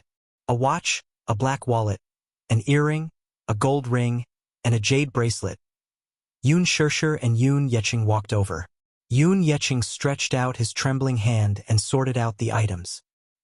He immediately took a deep breath of cold air. His eyes filled with heartache. It's her. It's my wife. Yun Yeqing kept mumbling. He nodded and shook his head. Li Qin's sudden death made him feel a little lost and sad. How could such a good person be gone just like that? He really could not figure this out. The police officer shook his head and said, "The autopsy report is not out yet, so we can't come to a conclusion. But one thing is for sure. She was murdered." Murdered? Yun Yeqing turned pale with fright, somewhat in disbelief. She didn't have any feuds with anyone. Even if she did, it would be a conflict between neighbors. How could she be murdered? Her body was even dumped in the sea. I really can't figure it out. The police officer kept quiet and observed him silently. As Li Qin's husband, Yun Yeqing was also a big suspect in her bizarre death. Therefore, as a suspect, the police officer began to observe him silently from the moment he spoke. Yun Yeqing did not notice the police officer's careful scrutiny and suddenly made a request. "Can I take a look at her?" The police officer replied, "The body is in the autopsy room. It's not convenient for you to take a look at it now." "Why?" "Because the autopsy is still in progress and the body is highly decomposed. Are you sure you want to take a look?" Yun Yeqing sighed. "No matter what, we have to take one last look at the person who's gone." Yun Shirshir also said, "Officer, sorry to trouble you. My father wants to take one last look." The police officer nodded. On the way to the autopsy room, the police officer suddenly asked, "Your name is Yun Shirshir, right?" Yun Shirshir was surprised and asked, "How do you know my name?" "First, during the investigation, we will be able to find out the details of your identity. Secondly, the green apple is very popular and has a good reputation. I watched it with my girlfriend a few days ago. Your performance was outstanding. My girlfriend was affected by the movie and cried her eyes out. I don't know how to comfort her." In this tense environment, he said something that was not related to the case to lighten his mood. This way, they could better observe the suspect. As a family member, Yun Shirshir was also listed as one of the suspects. Even though the police officer knew that as a celebrity and a public figure, he wouldn't ruin his future with such a thing. Chapter 1891. Yun Shirshir, on the other hand, could not calm herself down. She was not in the mood to exchange pleasantries with her, and just brushed her off with a few perfunctory words. When they reached the autopsy room, the police officer took out his key and opened the door. The moment Yun Yeqing and Yun Shirshir stepped in, they smelled an extremely pungent smell of rotting corpses. There were a few tables in the autopsy room. On one of the tables was a corpse, but it did not look human at all. The corpse was highly decomposed. Moreover, after being soaked in seawater for a long time and being corroded, it looked like a giant. It was swollen beyond recognition, and its hair seemed to have fallen off. Its face had become extremely hideous. This was not considered disgusting. The most disgusting thing was that after being eaten by a school of fish, the flesh and blood had been separated, and the body was riddled with holes. A large portion of one of its arms had been cut off, and its legs were extremely twisted and crooked. The corpse's clothes were all removed. Because of the autopsy, the chest and stomach had been cut open, and the head had been cut open for samples to be tested. The decomposition was too severe. The smell of rotting corpses was different from that of ordinary creatures. This kind of stench was rather disgusting and nauseating. Amidst the extreme rancidity, there was also a hint of sourness. Yoon Shirshir held her breath, but she still could not resist the pungent smell. She stood hesitantly at the door. Even though she was wearing a thick mask, she could not resist the smell. She did not know if she would vomit in front of the police officer and Yoon Yeching if she took a few more steps forward. The police officer kindly reminded her from the side, "If you find the smell very pungent, you can stay away. Is the autopsy ongoing?" Yoon Yeching asked while enduring the pungent smell. The police officer nodded. "The autopsy is ongoing, but please understand that the condition of the corpse is too. The few experienced forensic doctors we hired can't stand to face the corpse for a long time. Therefore, the autopsy process is very long and has been ongoing for more than half a month." Yoon Yeching frowned. Indeed, one could imagine how serious the autopsy scene was. Yoon Yeching calmed down for a moment and walked toward the autopsy table. Just as he took a few steps forward, he came in contact with the pungent smell of rotting flesh. Unable to bear it any longer, he turned around abruptly and felt a strong wave of nausea. "Mr. Yoon, don't force yourself. This scene is really not something an ordinary person can bear."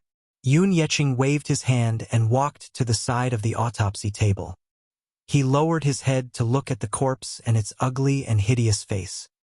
His heart ached, and tears fell from his eyes at once. It's too tragic. He had thought of countless outcomes, but he had never thought that it would be like this. No matter how unbearable Li Qin was, she was still his wife.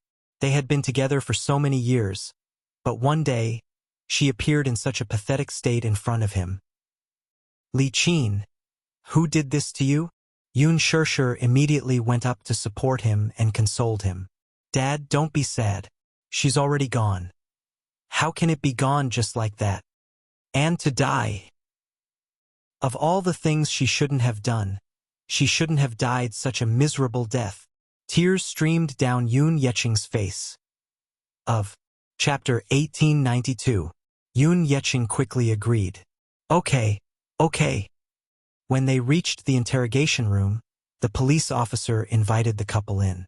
After taking the documents, he sat down opposite them. Yoon Yeching looked a little uneasy and asked, "I'd like to ask. Your question can be put aside for now. I have to go through the process first." Yoon Yeching nodded in surprise. "Your wife is called Li Qin. She's 49 years old this year, right?" Yoon Yeching nodded. "Yes.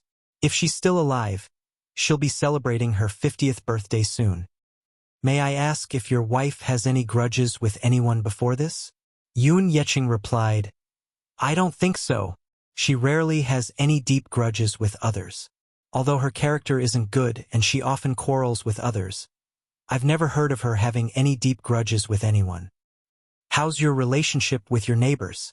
Yoon Yeching thought for a while. "Not really. She's quite sharp-tongued and often quarrels with her neighbors. She's not on good terms with them." "Didn't she do anything suspicious before she went missing?" Yoon Yeching shook his head. "Okay. If that's the case, may I ask?" The police officer paused for a moment before probing. "How's your relationship as husband and wife?" Yoon Yeching sighed and answered truthfully. "Our relationship isn't very good, and we often quarrel with each other. She's a very crafty and unreasonable person. Plus, she's probably going through menopause, so we're always arguing about trivial things." "Did you get physical when you quarreled?" Yoon Yeching smiled bitterly. "Yes, she'll get physical when she's anxious, but I've never hit her."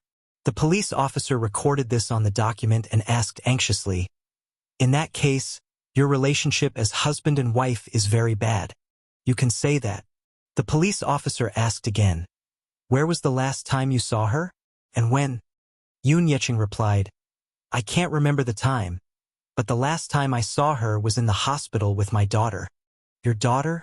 Yes. At that time, my daughter was in the hospital. Something happened to my daughter and her face was disfigured. She wanted me to pay for her daughter's treatment. But at that time, I really didn't have any money, so because of this, we had a big fight and divorced.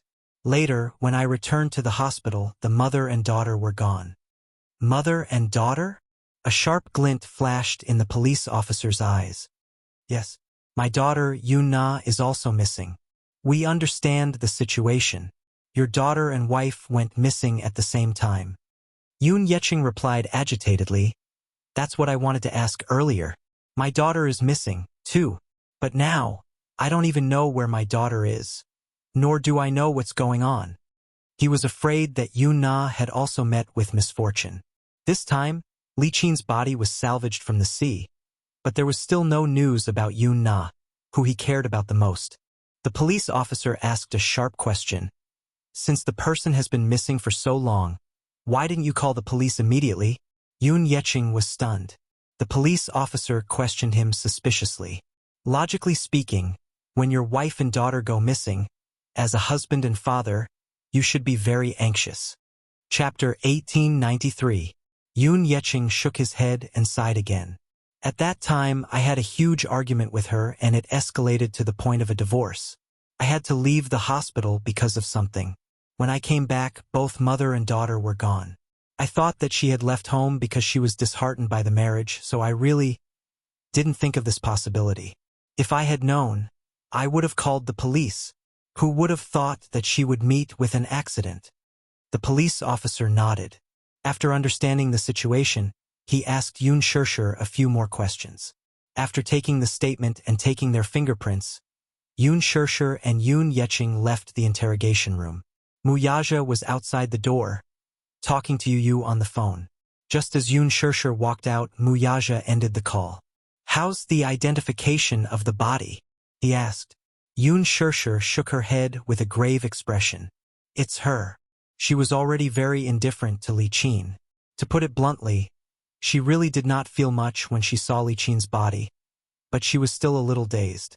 The impact of seeing a person who was originally alive appear in such a hideous state in front of her was indescribable. Hence, this was the only thing she felt.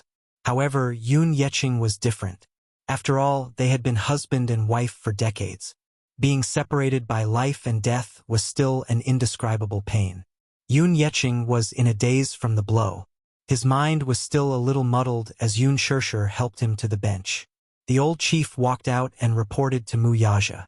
Then, he asked them to go home first, saying that he would inform them once there was any progress in the case. Yun Yeching asked, Can we take the body back? She's already gone and we want a proper burial. The old chief shook his head and said, I'm afraid not. Because it's involved in a murder case, I'm afraid we can't bury her before the autopsy report is done. As the case is being investigated, we need to investigate it at any time. Yun Yeching's eyes were indescribably cold. All right, then I'll wait for your news. When Yu received a call from Muyaja, he found out that a body suspected to be Li Qin's. He frowned and hung up the phone. He sat on the sofa, unable to calm down. He's dead? How did he die? Little Munchkin had completely forgotten that he had something to do with Li Qin's death. However, he had forgotten that Li Qin's death was his doing. It was only natural that he did not remember, because at that time when he gave that order, his entire mental state appeared to be sick, almost as if he had gone mad. His purest personality had long disappeared, leaving only coldness. Yu himself did not know that his personality was very divided. In front of Yun Shishir, she was pure, kind, gentle, and beautiful. But when she turned around, she was cold and cruel. This was not because she was good at acting. Instead, it was a kind of personality distortion, dual personality. This was inseparable from his complicated childhood. He had been living in a dark world since he was a child. In addition, he was unwell and his family environment was terrible. On one side, he had Yun Shishir's meticulous care and care. She was gentle and meticulous. On the other side, Li Qin and Yun Na were viciously torturing and abusing them. It was inhumane torture and oppression. At the same time, in order to protect Yun Shirshir, the kind-hearted Yu silently endured a lot. No matter how much he was wronged, he only cared about himself and endured it without saying a word. Chapter 1894. His personality was split into two extremes. On one hand, he was as dark as a devil. On the other hand, he was as pure as an angel. Therefore, once his personality split and turned dark, his methods were cruel and ruthless. It was not something a 7-year-old child should have. However, after he returned to normal, it was hard for him to remember what he had done. Therefore, Yu had forgotten what he had done to Li Qin and Yun Na. Xiao Yichen saw that he was frowning and felt uneasy. You don't look too good. What did Daddy say? He said that something happened, so he and Mommy might be a little late. He asked us to wait for him patiently. Xiao Yichen was nervous. What happened? Yu comforted him and said calmly, "Don't worry, you idiot. Daddy and Mommy are fine." However, Grandpa received a call from the police station today. They asked him to go to the police station to identify the body. Little Li Chen was stunned when he heard this. A corpse? Yes. Whose body is it? Yu smiled coldly. When he mentioned Li Qin, his face was incomparably cold. He said casually, "Grandpa has a wife whom he has been married to for decades. Her name is Li Qin. She is Mommy's adoptive mother. According to seniority, I should call her Grandma. However, she is a bad person. She often bullies Mommy, so I don't want to call her Grandma." Pausing for a moment, he said slowly, "Some time ago, she and her daughter both disappeared without a trace. Less than a month ago, a fisherman fished up a body from the sea. It matched the woman's characteristics, so he asked Grandpa to identify it. Mommy is also with Grandpa. I'm afraid they are still cooperating with the police to record their statements." Xiao Yichen frowned and was a little speechless. They disappeared without a trace. How did they get fished up from the sea? It doesn't look like suicide. It looks more like a premeditated murder. What do you mean? Intuition. Xiao Yichen smiled.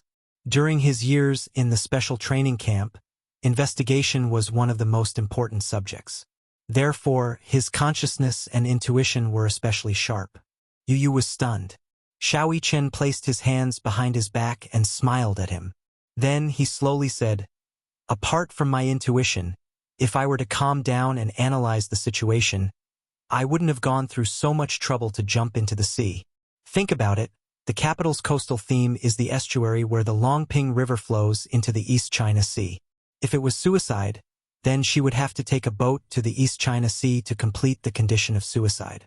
You have to know that there are only a few ports in the capital. The ports are tightly sealed, so I suspect that it was murder. I suspect foul play." Xiao Yichen's words instantly disrupted Yu's train of thought. It was as if many fragmented fragments had been squeezed into his mind. There were the sounds of women begging for mercy, crying, and wailing, accompanied by thoughts that were surging like waves, rising and falling. His mind quickly fell into chaos. He fell onto the sofa in a daze and held his aching forehead. He fell into an inexplicable state of shock and uneasiness. Fragments of memories flashed before his eyes like a merry-go-round. Chapter 1895. Go ahead and cry. Your mommy isn't home now. Let's see who's going to help you. Let's see who's going to protect you. Isn't it too easy to just throw her into the pond? Chop them up and feed them to the sharks. Their deaths aren't worth pitying. I'll give you the money. You deal with the people.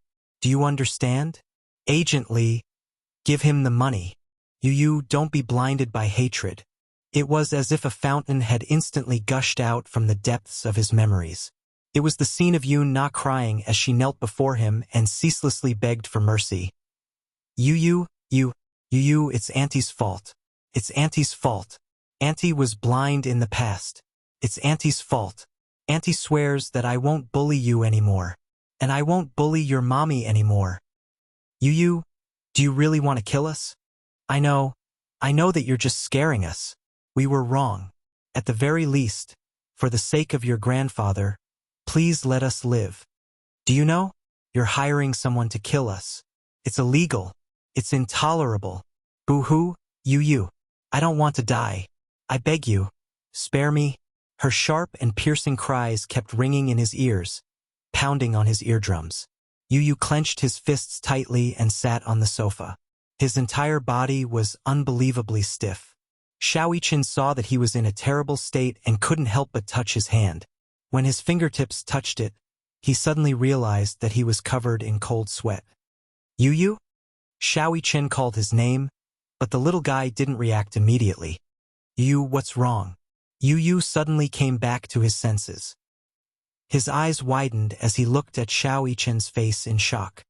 What's wrong? Why do you look so pale? When Yu came to her senses, she realized that her limbs were cold and her breathing was rapid. Her back, in particular, was drenched in cold sweat. I think I killed someone. He suddenly gripped his arm tightly, his brows furrowed. The memories of breaking through the seal of dust repeatedly stimulated him, reminding him that he had once given a very cruel order. Did you know? You're hiring a hitman. It was against the law. This was intolerable. Yu stood up abruptly from the sofa. The sudden movement startled little Yichen, who was a little restless, and he quickly got up from the sofa as well. What did you just say? Xiaoyichen was a little confused. You said you killed someone? I need to go out for something. As she spoke, Yu took out her phone and dialed Li Hanlin's number. Agent Li, come and pick me up. Yes, President Yun. Yu walked to the entryway, took a jacket, put it on, and was about to leave. Mu Yichen hurriedly chased after her. Yu, where are you going? Yu turned around and reminded her, be good and stay at home. If Daddy and Mommy ask about me when they come back, cover for me.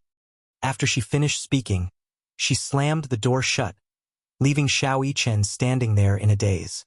Xiaoyichen was dumbfounded. Then, she hugged her arms angrily and said angrily, What the hell? You left me alone at home and went out to fool around by yourself for no reason at all. I hate you the most. Chapter 1896. However, out of consideration for Yun Shirshir's feelings, he did not reveal too much of his heartache. In the past, when the Yun family was still considered to be prosperous and respectable, the couple was very loving and respectful to each other. Perhaps because they did not have to worry about food and clothing, Li Qin was very obedient to Yun Yeqing. Therefore, even when Yun Yeqing wanted to adopt Yun Shirshir, Li Qin did not stubbornly object. After a few arguments, she agreed to it. However, she was not her biological child, after all. Moreover, her original intention was to adopt a boy. Hence, her attitude toward Yun Shirshir was very bad. Later, when the Yun family went bankrupt, Li Qin thought that she would have to live a life of hardship with Yun Yeqing after a few years of glory and wealth. There was a saying that went, "Poor couples have 100 sorrows." This saying was not wrong at all. When they were rich, they could easily buy a branded coat that cost tens of thousands. When they were poor, daily necessities like rice, oil, salt, soy sauce, vinegar, and tea became luxuries. After the bankruptcy, the family was at their wits' end. Li Qin was used to living a life of luxury. Now that the family was poor, she had to worry about trivial matters. Naturally, her temper became worse. The couple's relationship then deteriorated. Now, things were still the same, but the people were different. Yun Yeqing kept his head down and did not say a word. But how could Yun Shirshir not know what he was worried about? Dad, don't think too much. Even if she's gone, don't let your imagination run wild. Sai, I'm just worried. I know you're worried about Yun Na's whereabouts. Yun Shirshir frowned and covered the back of his hand. Don't worry. I'll definitely find Yun Na. Her mother is gone, and we don't know where she went. Could she have met with an accident, too? That police officer just said that Li Qin was killed by someone, so where is Yun Na now? How can I be at ease now that we don't know whether she's dead or alive? Yun Shirshir's expression was grave.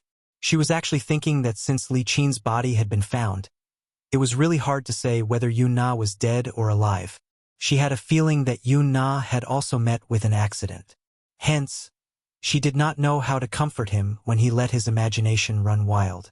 She could only tell him not to think too much. When they reached home, Yun Shirshir realized that little Munchkin was gone. Xiao Chen was sitting alone in the living room, watching television with his head propped up. Seeing that they had finally returned, she ran over and called out sweetly, "Daddy, Mommy, Grandpa." "Yes." "Where is Yu Yu?" Yun Shirshir looked around but did not see Yu Yu. Xiao Chen scratched his head and replied slowly, "Yu Yu? He could not help but frown as he blamed Yu Yu in his heart. This guy had left him here alone and left him with such a huge mess. How was he supposed to respond? Mu Yaja frowned. Where did that kid go? He seems to have been taken away by someone just now. By whom? I think it was Agent Li. Agent Li? Yun Shirshir was obviously unfamiliar with this title. Mu Yaja reacted at once. Agent Li should be the principal of his former kindergarten. Yun Shirshir nodded. She had met Yu Yu once when he was in the hospital. That principal seemed to treat Yu Yu as his own. She calmed down and gave Yu Yu a call. The call was quickly connected. Chapter 1897. Yu Yu replied, "Mommy, I'm sorry. The principal said that he wants to treat me to dessert. So, he won't do it again. It's already so late. Mommy will be worried." Okay. Yu Yu coaxed her with a cheeky smile. "Mommy, I'm not a child. Don't worry. After I finish the dessert, the principal will send me home safely." Yun Shirshir's lips twitched violently. She fell silent. A 7-year-old child said to her, "I'm not a child." No matter how she heard it, it sounded strange. "Okay, don't play tricks with me. If you don't want Mommy to worry, remember to come home early. Don't be playful. You have to be polite outside." "I know. Mommy, don't worry." After hanging up the phone, Yun Shirshir carried Xiao Chen and asked gently, "Baby, are you hungry? Mommy is late. As compensation, what do you want to eat? Mommy will make it for you." Xiao Chen shuddered when he heard this. He said softly, "Mommy, if you really want to make it up to me, you should take me out for a meal." Yun Shirshir's fragile heart received a heavy blow. Was her culinary skills that bad? She compromised. "Then what do you want to eat? Mommy will take you out to eat." "I don't mind." "Mommy, why don't you ask for Grandpa's opinion? Xiao Chen will eat whatever Grandpa wants to eat." The little guy's thoughtfulness made Yun Yecheng smile knowingly. The gloominess that had accumulated in his heart dissipated a lot. He took Xiao Chen from Yun Shirshir's arms and could not help teasing him. "Xiao Chen is so sensible. If Grandpa eats cornbread, will Xiao Chen eat it too?" "Of course. Whatever Grandpa wants to eat, Xiao Chen will treat him." Xiao Chen patted his waist bag and giggled. Xiao Chen has a lot of money on him. Yun Yecheng, on the other hand, was amused by his son's words. He caressed the boy's little head lovingly and could not bear to part with him. The atmosphere was joyous and harmonious. Yu Yu sat in the front passenger seat and fiddled with the child's safety seat in disgust. She said mercilessly, "Don't install this thing in the future. It's uncomfortable." Li Hanlin fell silent. "Director Yun, as a child seat is a must. Otherwise, if the traffic police stop me, I will be criticized and educated." Yu Yu looked at the sky. Li Hanlin regained his composure and asked, "Director Yun, what can I do for you this time?" Yu pondered for a moment and said slowly, "Today, the police summoned my grandfather and mommy to the police station. They said that there is a corpse that needs to be identified." Hearing this, Li Hanlin was very sharp. He suddenly realized something, and his face suddenly darkened. Yu turned to look at him and said, "Help me contact the police. I want to see the autopsy report." "Which police station is it?" Yu shook his head. He did not know which police station it was. Since it was salvaged from the sea, the East Harbor branch should have a file on it. "Don't alert the enemy. I have some connections in the police station. It shouldn't be difficult to get a copy of the autopsy report." As Li Hanlin spoke, he noticed that Yu Yu's face was shockingly pale. His gaze fell on his hands on his knees. Even his fingertips were trembling. It was obvious that he was extremely uneasy. "Director Yun, what's wrong?" Li Hanlin asked with concern and heartache. "Agent Li, I'm scared." Chapter 1898. Yu Yu's shoulders curled up slightly. I think there's something dirty on my hands. I'm scared. I'm scared that if Mommy finds out about this, she'll hate me and be scared of me. He knew very well that he had only given the order and that he did not kill Li Qin and Yun Na with his own hands. However, Li Qin and Yun Na's deaths were caused by him. He was not afraid of killing. What he was afraid of was that once his hands were stained with sin, he would never be able to wash them clean. What he was afraid of was that he would become a sinful person, a person that his mommy feared and was disappointed in. Back then, the reason why he wanted to kill Yun Na and Li Qin was because he found out from Li Dongqiang that Yun Na had secretly framed his mommy. He was so angry that he wanted to send those two women who had committed the most heinous crimes to hell. However, when he came back to his senses and calmed down, he realized that he had been blinded by hatred at that time and had lost his rationality. He did not regret what he had done. In this world where the strong preyed on the weak, only by becoming stronger could he protect the people he loved. However, he was afraid that his mommy would hate him because of this. What would happen if his mommy found out? Paper could not wrap fire. He did not dare to imagine how disappointed and cold his mommy would be if she found out that he was the culprit behind this matter. In his mommy's world, she was so innocent and yearned for an ordinary and peaceful life. However, if she found out that her most beloved and obedient son had his hands stained with blood, Yu Yu was so shocked that he took a deep breath. Li Hanlin's heart ached as he held his hand tightly. President Yun, don't worry. I'll take care of this matter for you. He comforted him again and again, but Yu Yu still could not help but stiffen. His shoulders, especially, could not stop trembling. It was obvious that he was afraid from the bottom of his heart.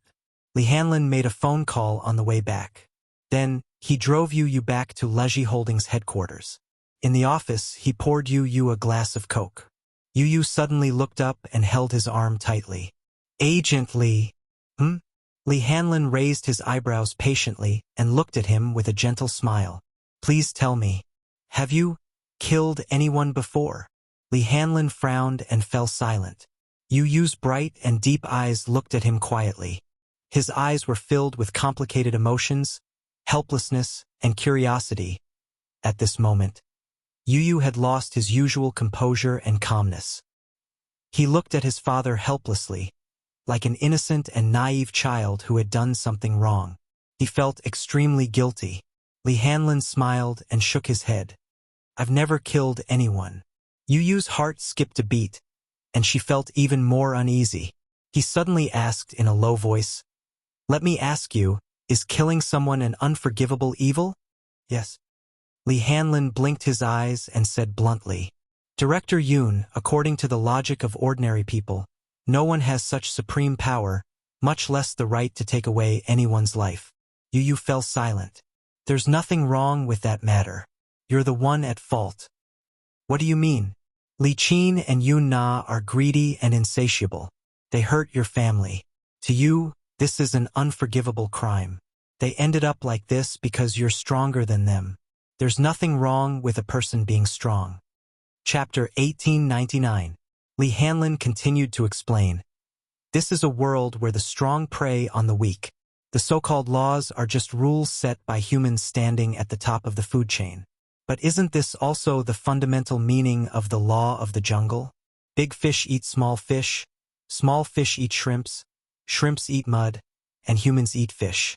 Deer eat grass, wolves eat deer, lions eat wolves, and humans hunt and kill lions. This is unfair to begin with. But in this world, there is no creature stronger than humans, so humans set the rules of the game, and there is no reproach. This is the law. Therefore, the law of the jungle, Huron's justice. There are many unimaginable darkness in this world.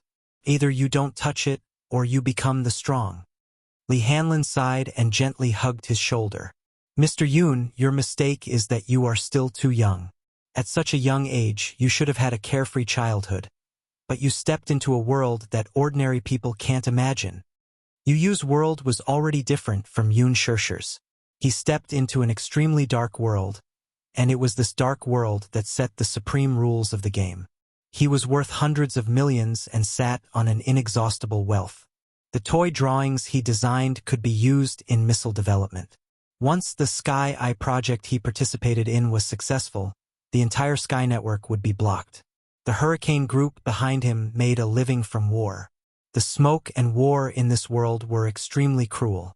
But as the ruler, the Hurricane Group had already controlled the rules of life and death. For the time being, not to mention the arms transactions between the Hurricane Group and the governments and royal families of various countries, the arms sales to war-torn areas alone were enough to kill thousands of people overnight. But was this a sin? It was just a kind of capital for the strong. The most evil thing in the world was the human heart. Yu took a sip of cola and bit the straw. He understood what Li Hanlin wanted to say. Li Hanlin asked him, "Mr. Yoon, I just want to ask, will you regret it?" Regret? From the moment you joined the Hurricane Group for a few days, the sin on your hands can no longer be washed away. Do you regret it? Li Hanlin asked gently. On the one hand, he felt sorry for him. He was just a child, a 7-year-old child. There was no need for him to come into contact with this cruel world so early. The Gong family was famous for their fighting prowess. As the leader of the World War, the Hurricane Group was not to be underestimated. Yu smiled and lifted his head. The confusion and uneasiness in his heart were swept away. I have no regrets. Why? Because that's the only way I can become a powerhouse. Even if my hands are stained with sin, I will protect Mommy and not let her come to any harm. He had had enough of cowardice, enough of being weak, enough of being bullied. She didn't want to recall the dark bits and pieces of her childhood. He would rather be stained with that sin and become the strongest person in the world. Only then would he be able to protect his mother tightly in his arms. When he was strong, his mommy wouldn't be bullied anymore. Only when he was strong could he protect the people he wanted to protect. Li Hanlin smiled knowingly and patted his head. If I had a son as strong as you, I would wake up laughing even in my dreams. If I had such a disappointing father like you, I would wake up crying in my dreams. Li Hanlin was deeply affected. Chapter 1900. Li Hanlin clutched his wounded chest and complained tearfully, Yu, I'm so sad. I treated you like my own son and loved you like you were my own. But what about you? Not only did you deduct my bonus, but you also shot me down. It's so unfair. Yu said coldly, Agent Lee, you must always remember that this is a world where the strong prey on the weak. As your superior, it's my right to deduct your bonus. If you're so capable, why don't you deduct my bonus too? Li Hanlin suddenly fell silent and stared at him as if he wanted to say something. After staring at each other for a long time, the two of them smiled at each other and bumped fists tacitly. In fact, even though he was sharp-tongued, Yu still respected the man from the bottom of his heart. In terms of status, Yoon Hanlin was his superior. However, in terms of seniority, he should call him Uncle. Li Hanlin had been by his side for a long time and could be considered loyal and devoted. He would not shirk his responsibility even if it meant going through hell. Director Yoon, what do you plan to do next? Yu closed his eyes slightly and said in a low voice, Suppress this matter as soon as possible. At the same time, send someone to see if you can find Yoon Na's whereabouts. Yes. Just as he finished speaking, the doorbell rang. Li Hanlin walked over and opened the door. He saw a man in uniform standing outside the door and smiling at him. Hello, Director Lee. I've prepared a copy of the information you requested. Please take a look. As he spoke, the man handed a document to him. Li Hanlin took the document and asked, Is the autopsy report out yet? The man shook his head and replied meticulously, Not yet. The corpse is highly decomposed. Even an experienced forensic doctor can't work for a long time, so the autopsy is going very slowly. All right, you can go back first. Don't mention this to anyone. Yes. Li Hanlin closed the door and handed the document to Yu. Yu opened the document expressionlessly. He took out a thick stack of documents and flipped through them page by page. He looked at it very seriously, going through everything in detail, no matter how big or small. As expected, Li Qin's identity was confirmed through the preliminary DNA comparison. It seemed that the corpse was indeed Li Qin. I remember that I asked Li Dongqiang to clean up his hands and feet. Yu Yu sneered, his eyes cold. Li Hanlin fell silent. He suddenly said, I'm guessing that he must have wanted to drown them in the sea. Generally speaking, once a corpse is drowned in the sea, it will decompose completely within a few months. Even if it's not completely decomposed, the school of fish will devour the corpse until there's nothing left. Li Dongqiang is not a kind person. He is ruthless and merciless. Li Hanlin thought to himself, no matter how ruthless I am not as ruthless as you. However, he didn't dare to say this out loud. Li Hanlin said casually, which one of the gangsters on East Street hasn't killed anyone before? Their days were spent licking blood from the edge of a blade. These people have no principles. They do things as long as they're paid. As for their efficiency, they can't be compared to professional killers. Even if Li Qin's corpse has been found, what about Yun Na's whereabouts? Yu Yu raised his doubts. Chapter 1901. Yu Yu disagreed. Since Li Qin has been found out, we still have to find Yun Na's whereabouts to play it safe. If she's alive, I want to see her. If she's dead, I want to see her corpse. If there's an accident, it'll be a disaster if we keep her alive. Li Hanlin nodded in agreement, but said hesitantly, the East China Sea is so big. Finding a person is like finding a needle in a haystack. I can only do my best. Yu Yu put the file on the table and pursed his lips. Indeed, finding a corpse in the sea was like finding a needle in a haystack. He pondered for a moment and said, send someone to deal with the fishermen at the East Port. They go out frequently. If they find anything, suppress the news before calling the police. Li Hanlin nodded. So far, this was probably the only way to deal with the aftermath. Yu Yu's knuckles gently knocked on the table, but there was a thick layer of hostility between his eyebrows. As for Li Dongqiang, his hands and feet are dirty. There's no point in keeping him. Understood. Leave it to me. East Street Underground Gambling Den. It was 2 o'clock in the morning. It was the time when there was a boiling cauldron of voices. Li Dongqiang was guarding the den with a cigarette in his mouth. He was like a tiger walking in his territory, patrolling around the den. Suddenly, a servant came over and whispered in his ear, Boss, someone is looking for you. Li Dongqiang frowned and glanced at him. Who's looking for you?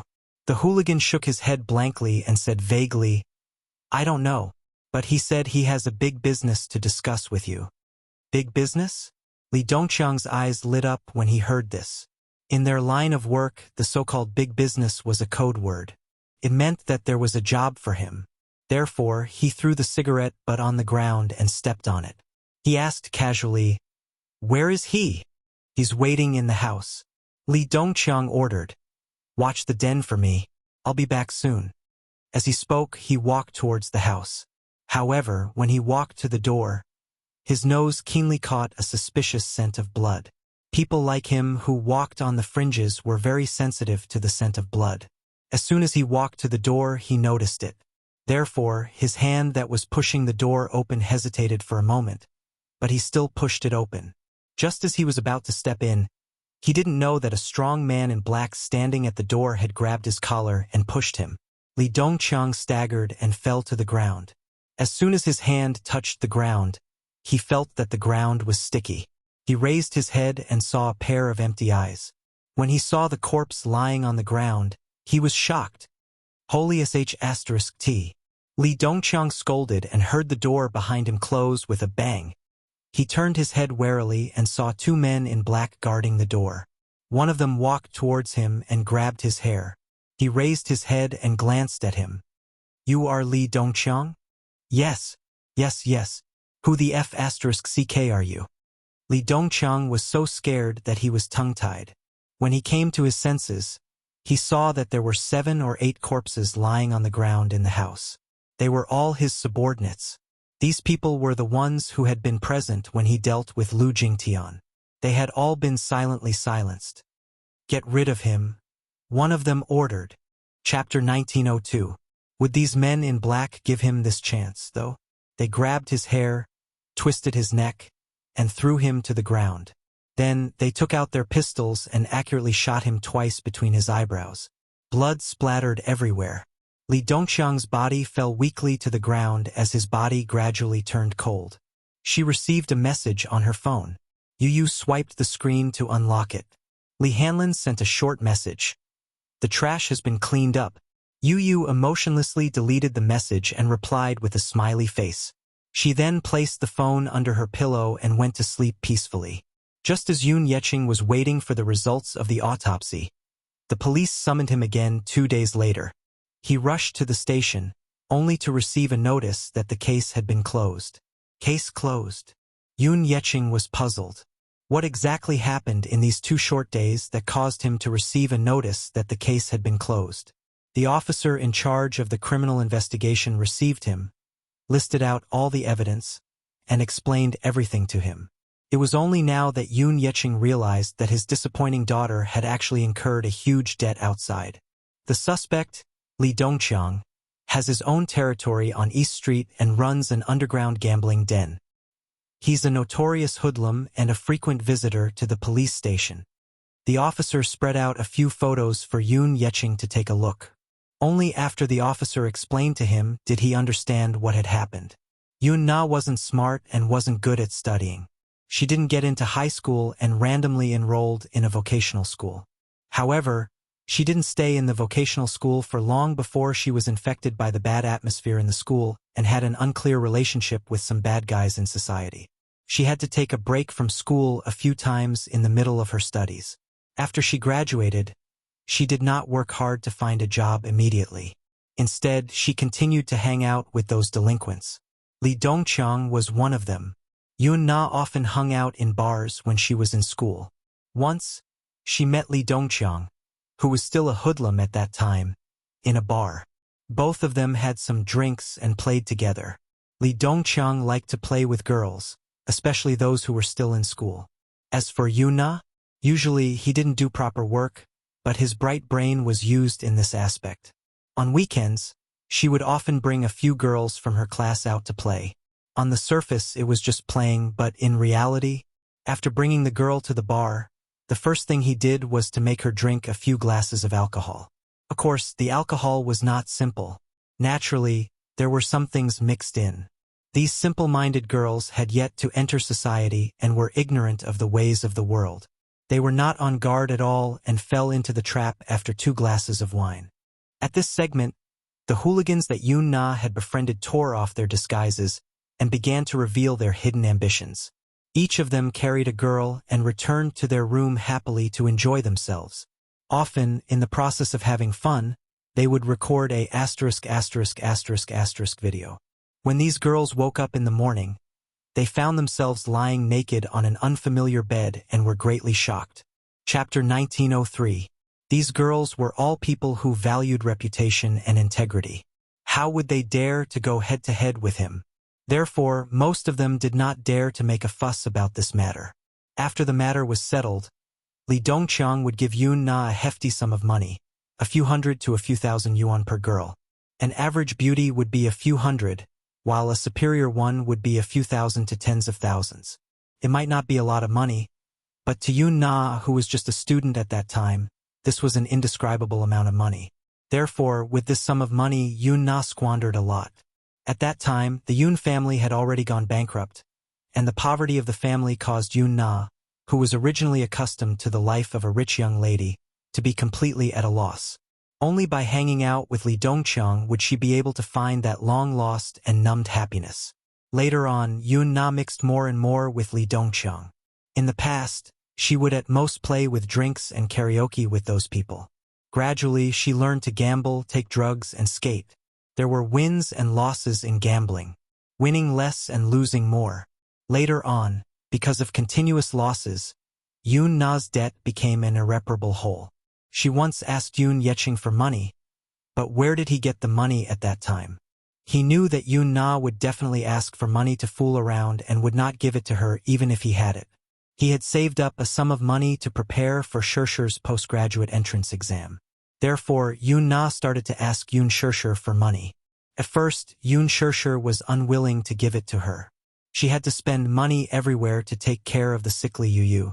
At that time, She had just entered society and was busy subsidizing the family, helping Yoon Na pay off her debts, and taking care of Yu. Life was very tight. However, Yoon Na threatened that she had offended some hooligans. If she did not return the money, the hooligans would come looking for her and hurt her family. Yoon Shurshur had no choice but to scrape together some money and give it to her. From then on, Yoon Na began to ask Yoon Shurshur for money frequently. Yoon Shurshur could not stand her exorbitant demands and moved the rented house again and again. Later on, Yoon Na could no longer fill the huge loophole caused by gambling and drug addiction. Hence, she came up with the idea of Yoon Shurshur. She tricked Yoon Shurshur into the clubhouse and forced her to drink the drug. She also made an agreement with Lee Dongqiang that after the deed was done, not only would her debt be forgiven, but he would also give her another 1 million yuan. Yoon Na was ecstatic. However, this matter was exposed by Mu Yaja. If it weren't for him, Yoon Shurshur would have been in deep trouble. What happened next? Yoon Yeching had a rough idea of what had happened.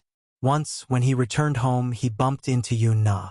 That time, Lee Dongqiang brought people to collect the debt. Yoon Na really couldn't pay up, so he took turns with her. Yoon Yeching had heard from Yoon Shurshur that Yoon Na was addicted to drugs and gambling. He did not believe it at first, but compared to his sister, he was more inclined to believe Yoon Shurshur's words. It was just that he was still a little skeptical. It was only now that he truly believed it. It turned out that this daughter of his was a complete scum. She had been fooling around in society since she was in school. That was not all. She actually had designs on Shurshur. Gosh, how could she do such a thing to sell her sister to a few hooligans? Chapter 1904. Yoon Yeching was in disbelief. It was only when the police took out some relevant evidence and let him listen to the relevant testimonies that he fell numbly into the chair with a face full of heartache. It was the father's fault for not teaching her well. What did he do to raise such a shameless daughter? Sitting in front of the police officer, he was extremely anxious and felt like he was sitting on pins and needles. Especially when he heard about Yoon Na's crimes, he did not know where to put his face. Li Qin was also aware of this matter, but she did not say it out loud. However, the mother-daughter pair could only blame themselves for being reduced to such a state. If not for Yoon Na's insatiable greed and selfishness, she would harm others for her own benefit. What about Li Qin? She was pitifully implicated by this unfilial daughter and died a wrongful death. For a moment, Yoon Yeching did not know what to feel. There was heartache, confusion, and hatred. His hatred for Yoon Na's ugliness grew. This case could be considered closed at this point. Li Qin's body had been found, but Yoon Na's body was probably still undiscovered. The police officer said to him, "The East China Sea is huge. I'm afraid it's like looking for a needle in a haystack if you want to search for the body thoroughly. Not to mention whether the body has been decomposed or eaten clean by the fishes. Just the cost of salvaging it is difficult to estimate. It was a coincidence that we found your wife's body. We can only say that we'll do our best. However, we can't guarantee that we'll be able to find your daughter's body." "What about the suspect?" Yoon Yeching's voice was hoarse and low. "That murderer who murdered my wife and daughter. When will your department arrest him and bring him to justice?" The police officer replied, "The suspect was killed by his fellow gang members before we sent people to arrest him. He died in a fight with his gang members." "Fellow gang members?" "Yes." The police officer explained that Lee Dongqiang and the gang members had a fierce exchange of gunfire. The police officer took out some photos taken at the scene and showed them to him. Lee Dongqiang, male, 35 years old. He was attacked by a group of unknown people in an underground gambling house 2 nights ago. When we arrived, the scene was a mess. Blood flowed like a river. There were heavy casualties. No one survived. There's such a thing? Yoon Yeching was even more shocked. "Mr. Yoon, I can only ask you to restrain your grief." The police officer comforted him with a few words, then got up and left. Yoon Yeching slumped on the stool, unable to regain his senses for a long time. When Yoon Shurshur was still on set, she received a call from Yoon Yeching. After learning about what had happened, she was in a daze for a long time. She thought that it would take a long time for the case to be closed, but she didn't expect it to be closed so soon. After the case was closed, they needed to go through the procedures to claim the body. After settling the paperwork, Yoon Yeching brought Li Qin's body back to be cremated and buried. Yoon Yeching did not hold a dignified funeral and did not even tell anyone about this matter. He just cremated the body quietly, even though he had a lot of resentment towards Li Qin. However, a day as husband and wife meant endless devotion for the rest of their lives. Even though Li Qin had made many mistakes when she was alive, she was already dead. Many of her sins should be scattered with the wind. Chapter 1905. Yoon Yeching could not fork out the money at first. In the end, it was Yoon Shurshur who paid for it. He felt guilty and grateful at the same time. Li Qin was very harsh toward Yoon Shurshur when she was alive. Yet this filial child was willing to let bygones be bygones and clean up the mess for him. He did not feel good about it. Yoon Shurshur, however, said, "Hate is hate, but she's already dead. There's no need for me to be calculative with someone who's already dead. Dad, cherish the people in front of you. It's fine as long as you're happy." Shurshur, "Thank you, Dad. I've let you down." He was so regretful that he could not say anything else. "Director Yoon, it's been settled." Lee Hanlon's voice was deep and cryptic over the phone. The meaning behind it was self-evident. Yu nodded and gave a rare compliment. "I got it. You've managed to settle it in just 2 days. I have to say that you're quite capable." Lee Hanlon was at a loss. He did not know if this little guy was praising or belittling him. As if knowing what the person on the other end was thinking, Yu calmly replied, "I'm praising you. Does this guy have a very good mind-reading ability? How can he guess what I'm thinking over the phone from so far away? Agent Lee, we've worked together for so long. It's hard to describe our tacit understanding. You know me and I know you. Of course, I know what you're thinking." Yu said lightly, once again guessing what he was thinking. Lee Hanlon was completely speechless. "Director Yoon? Yes. You must be the reincarnation of a demon. I feel that you're not a normal creature." There was a long silence on the other end. Just as Lee Hanlon was on tenterhooks, Yu's cold voice sounded from the other end. "It's almost the new year. It seems that someone doesn't want his year-end bonus. Director Yoon, don't. I was just joking with you." Before he could finish his sentence, a cold beeping sound came from the other end. Lee Hanlon hugged his phone and felt like crying. Wulon Mountain Public Cemetery. It was sparsely populated. After the winter solstice, this place became unusually bleak. Early in the morning, at the first glimmer of dawn, a thin figure suddenly appeared at the gate. The thin figure was wearing a hooded black sweater.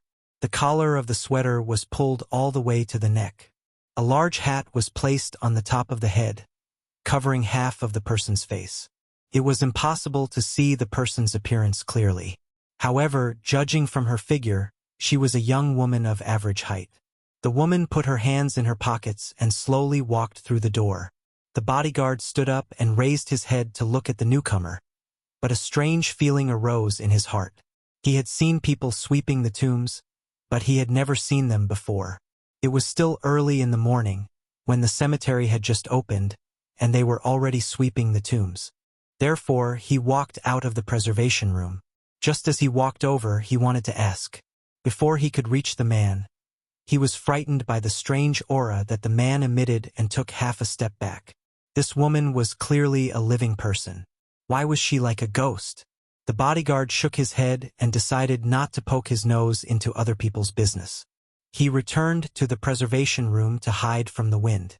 The woman suddenly walked toward him. "Help me check a name." The bodyguard raised his head and saw that the woman had appeared at the window without making a sound. He was shocked. Chapter 1906. The woman's face was covered by a hat, and she wore a thick mask that covered most of her face. Only a pair of eyes that were as dark as a bottomless abyss could be seen. But were those really human eyes? These were not eyes that a living person should have. There was not a trace of life in them. They were like two empty holes that emitted a biting cold air from the depths. What was more frightening was that the area around her eyes was covered with hideous scars, as if she had been scratched by something sharp. Although the wound had healed, It left a permanent scar. This person, what was going on? She wrapped herself up fully, but there were scars on her face. It was very suspicious. She was neither a human nor a ghost. To be honest, after guarding the tomb for so many years, this was the first time he had been frightened by a living person. The security guard patted his chest and did not wait for him to react. "Help me check a name." The woman repeated this sentence eerily, as if she was silently chanting an ancient and terrifying spell. Her voice was low and hoarse, and there was no trace of life in it at all. The security guard's face stiffened for a while. Then he took the booklet from the side and asked in a bad mood, "What's the name?" "Li Qin." "Mu Zi Li, is Qin the Qin in piano?" The woman nodded slowly. "Yes." "Aya. This name was just added not long ago. It's in the 19th row, 23rd. As soon as he finished speaking, the woman turned around without saying a word and walked towards the tomb. The security guard stared at the woman's back as she left. After a long time, he could not help but spit out a few words. "What a strange person!" The woman did not walk far. Her footsteps suddenly stopped, and she slowly turned around. A pair of ghostly eyes looked in his direction. The security guard was shocked into silence. He subconsciously bit his lips and smiled at her as if he was trying to please her. Tomb number 5. 19th row, 23rd row. This was a row of newly built tombstones, green and lush. The woman stopped in front of the tombstone. On the tombstone, there was a black and white photo of Li Qin, and below it were tributes and flowers. The woman slowly knelt on the ground. Her fingertips gently touched the cold photo, and her eyes narrowed slightly. "Nana, live well. You must avenge Mother. Mother hates it. Mama really hates it. I'll definitely make that bitch live a life worse than death. I'll definitely make her live in pain for the rest of her life." The mournful and desperate cries were still ringing in his ears. The woman silently stroked the cold photo over and over again.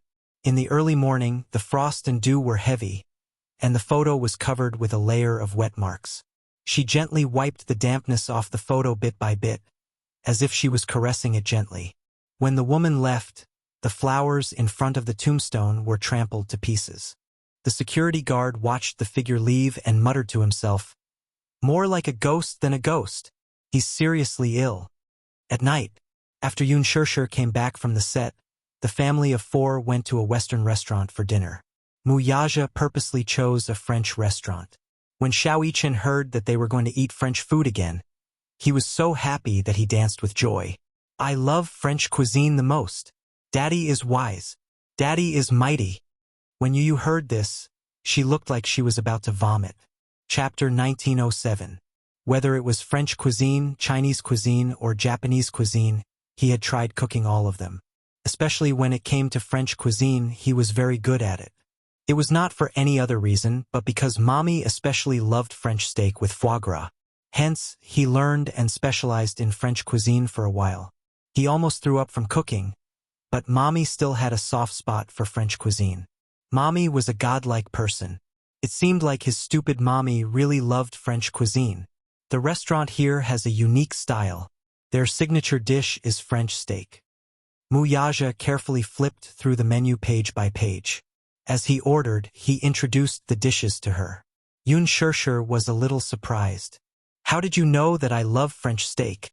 Mu Yaja smiled but did not say anything.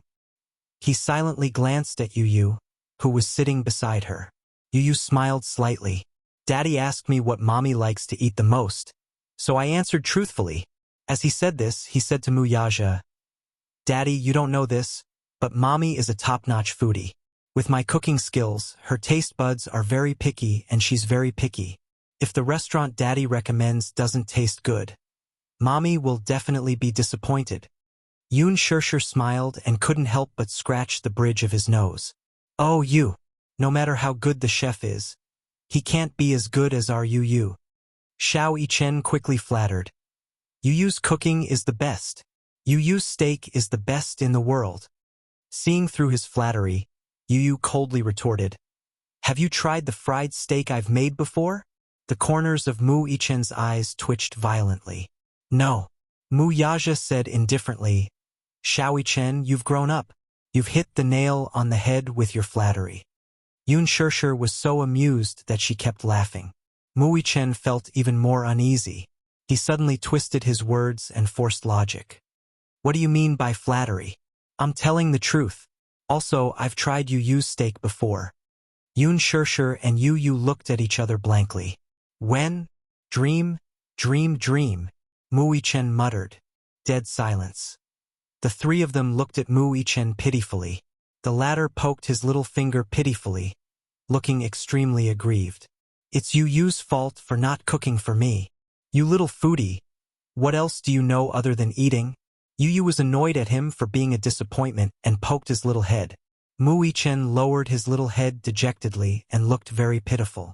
He sighed and complained, I wanted to try Yu's steak, but in the end, I can only keep it as a memento in my dreams.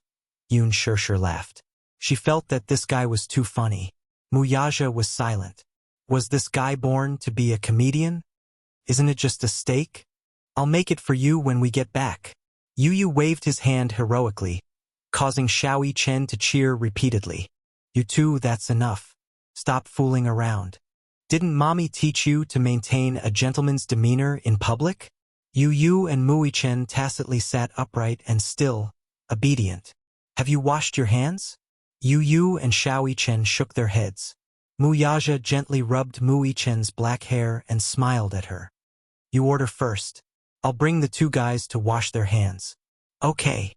Yun Shirshir suddenly asked, What do you want to eat? Chapter 1908. Muyaja got up and walked to the washroom with one hand holding the other child's hand. However, what was slightly interesting was that the two little guys were only waist-high. One was big and the other was small, so there was a very distinct height difference. Muyaja's 1.88 meters tall height was eye-catching. However, perhaps because he was too tall, he had to lower his posture a little and bend his knees slightly while holding the two children's hands. Therefore, the man did not look as domineering as before. Instead, he looked more gentle and meticulous as a father. He was a young father, 28 years old, but he was the father of two children. Perhaps because of his lack of experience or because he was used to being swift and decisive, he was even a little helpless when facing the two little guys. However, other than being uneasy, there was the gentleness in his father's nature that could not be hidden. Yun Shirshir's eyes curved as she could not help but touch the diamond ring on her ring finger. Her heart was filled with sweet satisfaction. She lowered her head and browsed through the menu, hesitating as she chose the dishes. Sister Song. Here, I'm here. A woman's voice suddenly sounded from the neighboring seat. Yun Shirshir looked up in confusion and was surprised to meet eyes with a familiar face. Song Enya, who was dressed to the nines with exquisite makeup, walked in with a sachet in her hand. The moment she saw Yun Shirshir, who was sitting in a private room facing her, her gaze changed again and again. Why are you here? Without waiting for Yun Shirshir to react, Song Enya took the lead to question unreasonably. Yun Shirshir fell silent and suddenly had the urge to change restaurants. Song Enya seemed to have an appointment with someone and had arranged to meet here. However, just as she stepped through the door, the two unexpectedly bumped into each other. Song Enya was furious when she saw Yun Shirshir. She had previously heard that Muyaja and Yun Shirshir had held a grand engagement ceremony on a private island. At that time, many high-level political figures, political leaders, and presidents of various countries were present. It was especially grand and dignified. He had heard all these from Song Yunchi. Song Yunchi purposely brought up this matter in front of her to provoke her into giving up on the man completely, so that she would no longer harbor any unrealistic thoughts about him. Song Enya did not show much emotion on her face when she heard that, but her heart seemed to be in turmoil. They were actually engaged. She questioned lightly, Doesn't the Mu family dislike Yun Shirshir? How could he agree? Song Yunchi said, No one from the Mu family is present. Uncle Mu did it himself without using any of the Mu family's resources. However, what was unexpected was that it was done in such a grand manner. I heard that Uncle Mu racked his brains to create a dreamy beach wedding for that woman. The scene is very romantic and dreamy, just like a fairy tale. Song Yunqi's nonchalant words were like the sharpest icicles, piercing her heart and causing it to bleed. Song Enya was so heartbroken that she could not breathe. She could not take it lying down. Even though she knew very well that she might not be able to win Brother Mu's heart even if she did everything she could not let go calmly. She could not take it lying down. All along, she had never said that she could not get what she wanted. Chapter 1909. What right did Yun Shirshir have to have what she could not have? With this thought in mind, Song Enya felt increasingly unbalanced. Hence, she hated Yun Shirshir to the core. The thought of the man she loved hugging another woman and making a solemn promise to her made her hate Yun Shirshir so much that she wished she could disappear from this world without a trace. Song Yunqi had advised her not to have any wishful thinking about Wuxia. This was not the first time she had given her such advice. However, Song Enya did not take it to heart. Hence, at this moment, when Yun Shirshir stood before her, Song Enya trembled all over and clenched her fists tightly. She did not know how much effort it took for her to control herself from rushing forward to strangle her. Yun Shirshir, I didn't expect to meet you here. Song Enya smiled and ignored the greetings from her friends. She took a few steps toward Yun Shirshir and sneered. Are you very smug now? Do you think that you can live happily ever after with Brother Mu? I have to hand it to you. You've really played a big game of chess. First, you racked your brains to get close to Brother Mu and got pregnant with his child through dirty means. In the end, she would secretly hide the child by her side. When the time came, she would naturally be able to rely on her child to enjoy the glory and splendor of wealth. Do you think that you can take root in the Mu family with your lowly status? Don't think that you can rest easy just because you're engaged to Brother Mu. Let me tell you, you don't have the right to step into the Mu family. Yun Shirshir knitted her brows in disgust and waved her hand in disgust. What a strong sour taste. Why are you so jealous of me? Song Enya, you can only be jealous of me. Don't tell me that you want to snatch your Brother Mu from me? Yun Shirshir paused for a moment.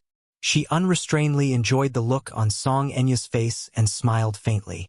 If you want to snatch him from me, you'll have to see if you have the right to do so. You! Song Enya did not expect Yun Shirshir to reply to her with such an aggressive tone. She was so furious that her shoulders heaved up and down violently as her whole body trembled in anger. A slut will always be a slut. Look, I really hope that Brother Mu is also here, so that he can hear your wild ambitions with his own ears. Don't keep calling me Brother Mu. I remember that according to seniority, you should call him Uncle. Then, as your aunt, shouldn't you be a little more respectful? She was the mayor's daughter, yet she had such poor upbringing. She kept saying slut every day. If word got out, it would be very unpleasant. I heard that you graduated from a prestigious school, so you should be well-mannered. I didn't expect you to behave like an unreasonable shrew. Such merciless mockery made Song Enya lose all face. Unable to control her anger, she lost her rationality and strode up to Yun Shirshir. She glared at her condescendingly and scolded, "You shameless slut!" As he spoke, he raised his hand and was about to slap Lin Menya. In the next second, her hand was tightly grasped by a strong hand. "Let go! Who is it?" Song Enya turned around abruptly and sent a palm strike toward her. Chapter 1910. Before Song Enya could see clearly who the person in front of her was, her face was already burning. It was a powerful slap to the face, but it caused everyone present to be fiercely stunned. Wuxia pulled her away. Song Enya lost her balance and staggered, falling onto the dining table and sitting on the floor. Even now, she was still in disbelief as she raised her head. However, when she finally saw who the slap came from, she was so wronged that tears instantly filled her eyes. Brother Mu? He actually slapped her, and in front of everyone. The most embarrassing thing for her was that Wuxia had slapped her in front of Yun Shirshir. The pain on her face was not even a millionth of the pain in her heart. At that moment, Song Enya's world turned dark and gloomy. She fell to the ground, and her rather embarrassing appearance caused her to lose all her face. She held her aching cheek and tightly pursed her lips. Her trembling lips were simply unable to form a complete word. Why? This is the first time in his life that Brother Mu has been so angry with me for a lowly woman. Why? Why did he embarrass me in front of so many people, especially Yun Shirshir? Is he defending me? Why? Song Enya wanted to cry but had no tears. Her heart was undoubtedly shattered into pieces and she was almost suffocating. Yun Shirshir was also stunned. She glanced at Mu Yaja beside her. At this moment, his handsome face was filled with hostility. His eyes, especially, were soul-stirring and sharp. I remember that I reminded you not to touch her. It was just a simple sentence, but it was frightening. Although it was a low voice, it inexplicably made people shudder. Even Song Enya was so frightened by his terrifying aura that she bit her lip nervously and did not dare to breathe loudly. What she was most afraid of was him when he was angry. That pair of eyes stared at her coldly, as if he was looking at a stranger, or as if he was staring at an abominable face. There was obvious disgust in his eyes. Does he hate me? Don't. Song Enya could no longer hold back her tears. Yu Yu and Xiaoyi Chen also walked over. Their legs were not as long as Mu Yaja's, so when they rushed over, they happened to hear Mu Yaja's harsh words. When Yu Yu heard this, he almost clapped his hands and cheered. Daddy is handsome and heroic. This bad woman popped out of nowhere. They had only left for a short while and she was already an eyesore. She didn't know what she had done to Mommy to make Daddy so angry. However, Yu Yu was comforted by the way her daddy defended her mommy. Xiaoyi Chen also thought to himself, Daddy is so cool. Whoever bullied Mommy, he had to get back at them. Otherwise, others would think that his mommy was easy to bully. Song Enya? Xiaoyi Chen sneered inwardly. He hated this woman from the very beginning, especially after their encounter in Fairy Tale Valley. He hated the Song sisters for the rest of his life. The Muse and Songs had some dealings with each other, but now, Xiaoyi Chen pretended not to see the elders of the Song family, which infuriated the Song family. However, his daddy did not say anything, nor did he force him to address those elders. Chapter 1911. Mu Yaja did not embarrass the Songs on account of the Jiangs. If not for the fact that the Songs were related to the Muse, he did not want to embarrass them. When Yun Shirshir saw that Mu Yaja had arrived, her heart calmed down and she felt an inexplicable sense of security. She hooked her arm around Mu Yaja's and snorted. She swept a glance at Song Enya, who was on the ground, with a smug look on her face. It was obvious that she was purposely trying to anger the other and flaunt their love in front of her. There was a saying that went, "Flaunting love dies quickly." However, when it was necessary, she still had to declare her sovereignty. Song Enya was so angry that her face turned ashen. She looked like she was about to vomit blood. Yun Shirshir's silent humiliation made her feel even more embarrassed. With the help of her friends, she slowly got up from the ground and glared at Yun Shirshir. However, just as she glared at her, Mu Yaja's cold gaze landed on her face like a knife. Song Enya was sad and embarrassed. She was so angry that she was at a loss for words. She looked at him with tears in her eyes, but just as she was about to speak, Mu Yaja blocked her with one sentence. "I don't want to see you." These 6 words were enough to make Song Enya deeply understand what it felt like to be heartbroken. She bit her lower lip and muttered timidly, "Brother Mu, do you want me to send someone to chase you away?" Mu Yaja narrowed his eyes dangerously. She knew his character.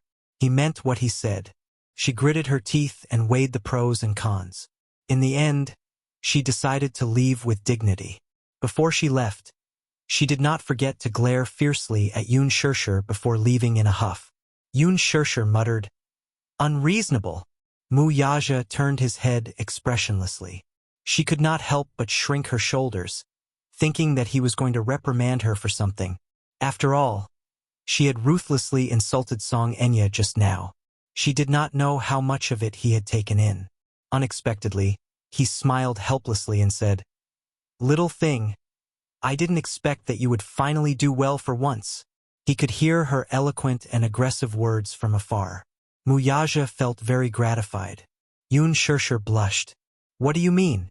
What do you mean you've finally done well for once?" Yu Yu sighed and explained, "Stupid mommy. Daddy means that you've finally worked hard for once and didn't let anyone bully you. Yun Shirshir. Shaoichen pursed his lips and said, "Where did this bad woman come from? How annoying. Isn't it enough for you to harm me? You even came to harm my mommy." Yun Shirshir was surprised. "When did she harm you? Let's not talk about the past. Anyway, even I can see that neither of the Song sisters is good." Yu said coldly from the side, "Mui Chen, can't you tell? That woman is obviously trying to snatch daddy from mommy." Snatch daddy? When Shaoichen heard this, he immediately hugged Muyaja tightly and said indignantly, "No way! If she wants to snatch daddy, she'll have to get past me first." Yu said softly, "There are so many women who want to snatch daddy from mommy, but mommy is such a blockhead that she doesn't have any sense of danger." Shaoichen laughed when he heard this. "That's because mommy has a lot of suitors too." Yun Shirshir suddenly fell silent. Muyaja held his forehead, unable to listen to this anymore. "You two little fools, sit down obediently."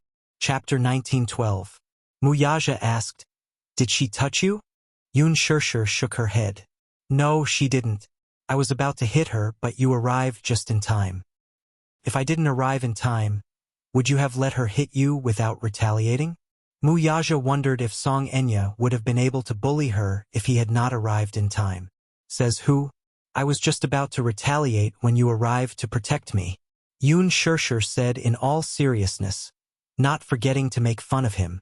"Hubby, I didn't expect you to be so nimble. Could it be that you sensed that I was about to be bullied, so you rushed over on your flaming wheels to save me?" As soon as she finished speaking, Yu and Shaoichen could not help but burst into laughter. Muyaja's face darkened. "What are you thinking about in that little head of yours all day long?" Despite his disdain, however, the corners of his mouth were still smiling. The way Yun Shirshir addressed him as hubby earlier had warmed his heart. This little lass was really too adorable. This was especially so when she held his arm, silently declaring her sovereignty over his niece. He actually felt very warm and even a great sense of accomplishment. This gave him a greater sense of accomplishment than if he had successfully negotiated a sky-high contract. "Hubby, tell me, why is there a woman who doesn't know what's good for her? What if she comes to harass me again?" Muyaja replied nonchalantly, "Hit her back." "Hit her back?" Yun Shirshir fell silent. What a simple and crude answer. Yun Shirshir mumbled, "She's the mayor's daughter. Her family is full of influential people. If you ask me to hit her back, isn't it obvious that you want me to create trouble for you?" Muyaja replied in all seriousness, "Madame, you must always remember your identity. Huh? She's the mayor's daughter, and you're the young mistress of the Mu group.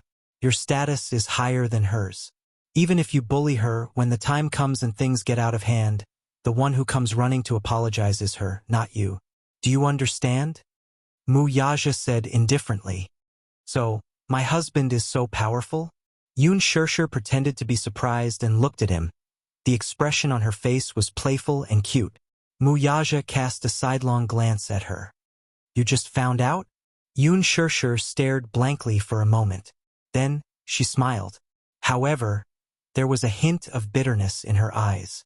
She faintly said, "However, what young madam? It seems the Mu family doesn't approve of me. I really can't afford this title." Muya, on the other hand, furrowed his brows and gripped her hand tightly. "It's enough that I approve of you. I have the final say in the Mu family. Your identity is also up to me to decide. You are my fiancée.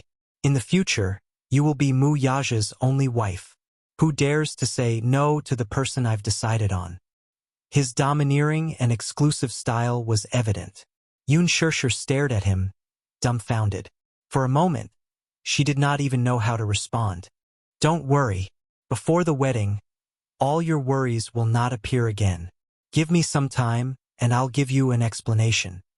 Muyaja's tone was solemn when he said this. Yun Shirshir was touched and nodded. After dinner, the family originally planned to go home. However, Shaoichen and Yu were full. Hence, they suggested watching a movie to digest their food. Watch a movie. Chapter 1913. As if by magic, Xiao Chen suddenly took out 4 movie tickets from his wallet. Yun Shirshir took a closer look and realized that they were 4 movie tickets for The Green Apple. She fell silent. Xiao Chen, how many movie tickets did you buy? So many. Didn't I tell Mommy that I would reserve the entire theater for everyone to watch? Xiao Chen glanced at her from the corner of his eyes. You're so generous. Yun Shirshir broke out in a cold sweat. Hence, the family headed to the theater after making up their mind. On the way there, Yun Shirshir suddenly felt a little cold. When they left the house, it was still evening and the weather wasn't that cold. However, now that it was night time, the cold wind blew and she shivered. Although Yun Shirshir didn't say it explicitly, Wuxia could tell that she was a little cold. Hence, he drove to a branded fashion store and brought Yun Shirshir inside. When the family of 4 stepped into the store, everyone was stunned and looked in their direction. Oh my God! The man was handsome, the woman was beautiful, and the 2 little guys were even cuter and more charming than mixed-blood children. They were so bright and beautiful that everyone was envious. However, Wuxia ignored everyone's envious gazes. He chose, tried on, and swiped his card. His actions were as smooth as flowing water. Just like that, within a few minutes, she had a warm coat on her. After Wuxia swiped his card, he looked at her and was satisfied. Then, he held her hand and left the store. Yun Shirshir was dumbfounded. Xiao Chen commented from the side, "Not bad. Daddy has good taste. This coat suits Mommy very well. It looks beautiful and warm on her." Wuxia said coldly, "Stop trying to bewitch me." Xiao Chen was silent. Nobody knew a son better than his father. How did he know that he was trying to bewitch him? Indeed. In fact, he had recently spent most of his private savings on booking a theater and treating people to a movie. He didn't have much money left, so he figured that he could curry favor with his daddy to get some pocket money to spend. "You don't have any more pocket money, right?" Yu mocked her from the side. It was obvious that Xiao Chen had also noticed that Yun Shirshir was a little cold, so he was thinking about buying her a coat. He had also taken a fancy to the coat that his father had taken a fancy to. He wanted to rush to pay the bill, but when he touched his wallet, there were only a few hundred notes left. The problem was that the coat was worth 5 figures. His face was full of resentment. He had wanted to perform well in front of his mommy. In the end, he ended up showing off. "I spent all the pocket money Daddy gave me." Ever since Xiao Chen was 6 years old, he had been given hundreds of thousands of yuan in pocket money every month. Most of it was invested in his management, and the rest was donated to support his mother's movie box office. The remaining few bills made him feel like he was struggling to make ends meet. Wuxia said coldly, "I've already given you this month's pocket money. Since you've used it up, you'll have to wait for next month." Xiao Chen looked depressed. Yun Shirshir asked with concern, "Xiao Chen, you don't have any more pocket money?" "Yes." Xiao Chen nodded and looked at her expectantly. As expected, Yun Shirshir dug into her own pocket. "Daddy won't give you any, but Mommy will." "Humph. Who asked your daddy to be so stingy?" "That's right. Mommy is still the most generous," Xiao Chen said with a smile. Chapter 1914. The latter glared at him. However, Xiao Chen knew that he had Yun Shirshir to back him up, so he glared back at him. Wow, this kid has grown up. In the past, whenever he glared at him, he would shrink back. Here you go. Remember to save some money." Xiao Chen turned around and saw Yun Shirshir handing him a few hundred yuan notes with a smile. Little Chen's heart turned cold at once. Yu snickered at the side. Mommy and Daddy were different. Daddy was rich and generous. He gave them each a few 100,000 yuan as pocket money every month. However, Mommy's concept of pocket money was more like that of an ordinary family. How much money could a 7 or 8-year-old spend? A few hundred yuan was already impressive. Looking at Xiao Chen's disheartened expression, Yu covered her mouth and snickered at his misfortune. The weather in the north was very cold at night. However, it was different from the south. The weather in the south was humid and cold. In the north, the weather at night was thicker so that it was not considered cold. The family of 4 sat in the cinema. Yoon Shurshur had already watched the movie once, but the two little guys had not. Children of 6 or 7 years old had no interest in romance movies. However, because the female lead of the movie was their mommy, the two little guys watched it with great interest. Yoon Shurshur, on the other hand, was on tenterhooks. After all, the filming of this movie had caused quite a stir. As expected, Mu Yaja's expression was gloomy throughout the movie. When there were some hugging scenes, his expression became even gloomier, not to mention the intimate kissing scenes. Especially when Een Shachuan kissed Een Dongyu forcefully. Yoon Shurshur carefully glanced at Mu Yaja. Her expression was so gloomy that ink was about to drip out of it. How torturous, with a 1,000-year-old iceberg sitting next to him. No matter how thick he wrapped himself, it would be useless. Little Yi-chen, who was standing at the side, said in a shocking manner, "Yu, don't you think mommy and the male lead are a good match?" As soon as he said this, Mu Yaja's eyes darkened. He couldn't help but reach out and pinch Xiao Yi-chen's ear, causing him to grimace in pain. "Shut up. Watch your movie and don't talk too much."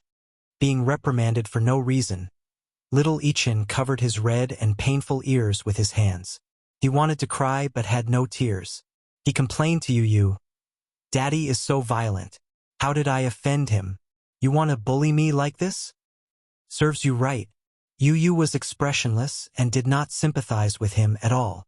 "Who asked you to say that mommy is compatible with another man in front of daddy?" Xiao Yi-chen was speechless. The little guy immediately turned around and said, "Daddy, you're the most handsome. You and mommy are the most compatible." His teasing words made the people sitting around look over. Looking at the adorable little guy, everyone laughed good-naturedly. However, some people couldn't help but notice Yoon Shurshur, who was sitting at the side and watching the movie. One of the girls whispered, "Hey, look at the woman behind you. She looks so much like the female lead in the movie."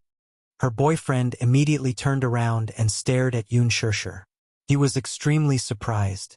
"Yes, they look alike." Yoon Shurshur's heart skipped a beat. "Oh no, I think I've been recognized." Chapter 19:15. Yu was stunned for a moment, but Yoon Shurshur replied calmly, "How is that possible? I'm already a mother of 2. Her unusual calmness confused the girl. Yoon Shurshur continued, "My colleague said that Yoon Shurshur and I look a lot alike, so I came over to watch her movie. There's such a coincidence?" The man asked in surprise. Yoon Shurshur's calm reply dispelled their suspicions. Thus, they turned around to continue watching the movie. As they watched, they exclaimed, "They really look alike." Yoon Shurshur tilted her head and glanced at Mu Yaja. She saw him staring at the movie screen. In the dark, his eyes were deep and bright. They were as beautiful as top-grade jade, and she couldn't help but be mesmerized by them. Mu Yaja seemed to sense her peeking at him. He slowly turned his face and glanced at her. Raising his eyebrows, he asked, "What's wrong? You don't like watching this movie, do you?" Yoon Shurshur muttered, "What do you think?" Mu Yaja asked in amusement. "No man would like his woman to kiss another man.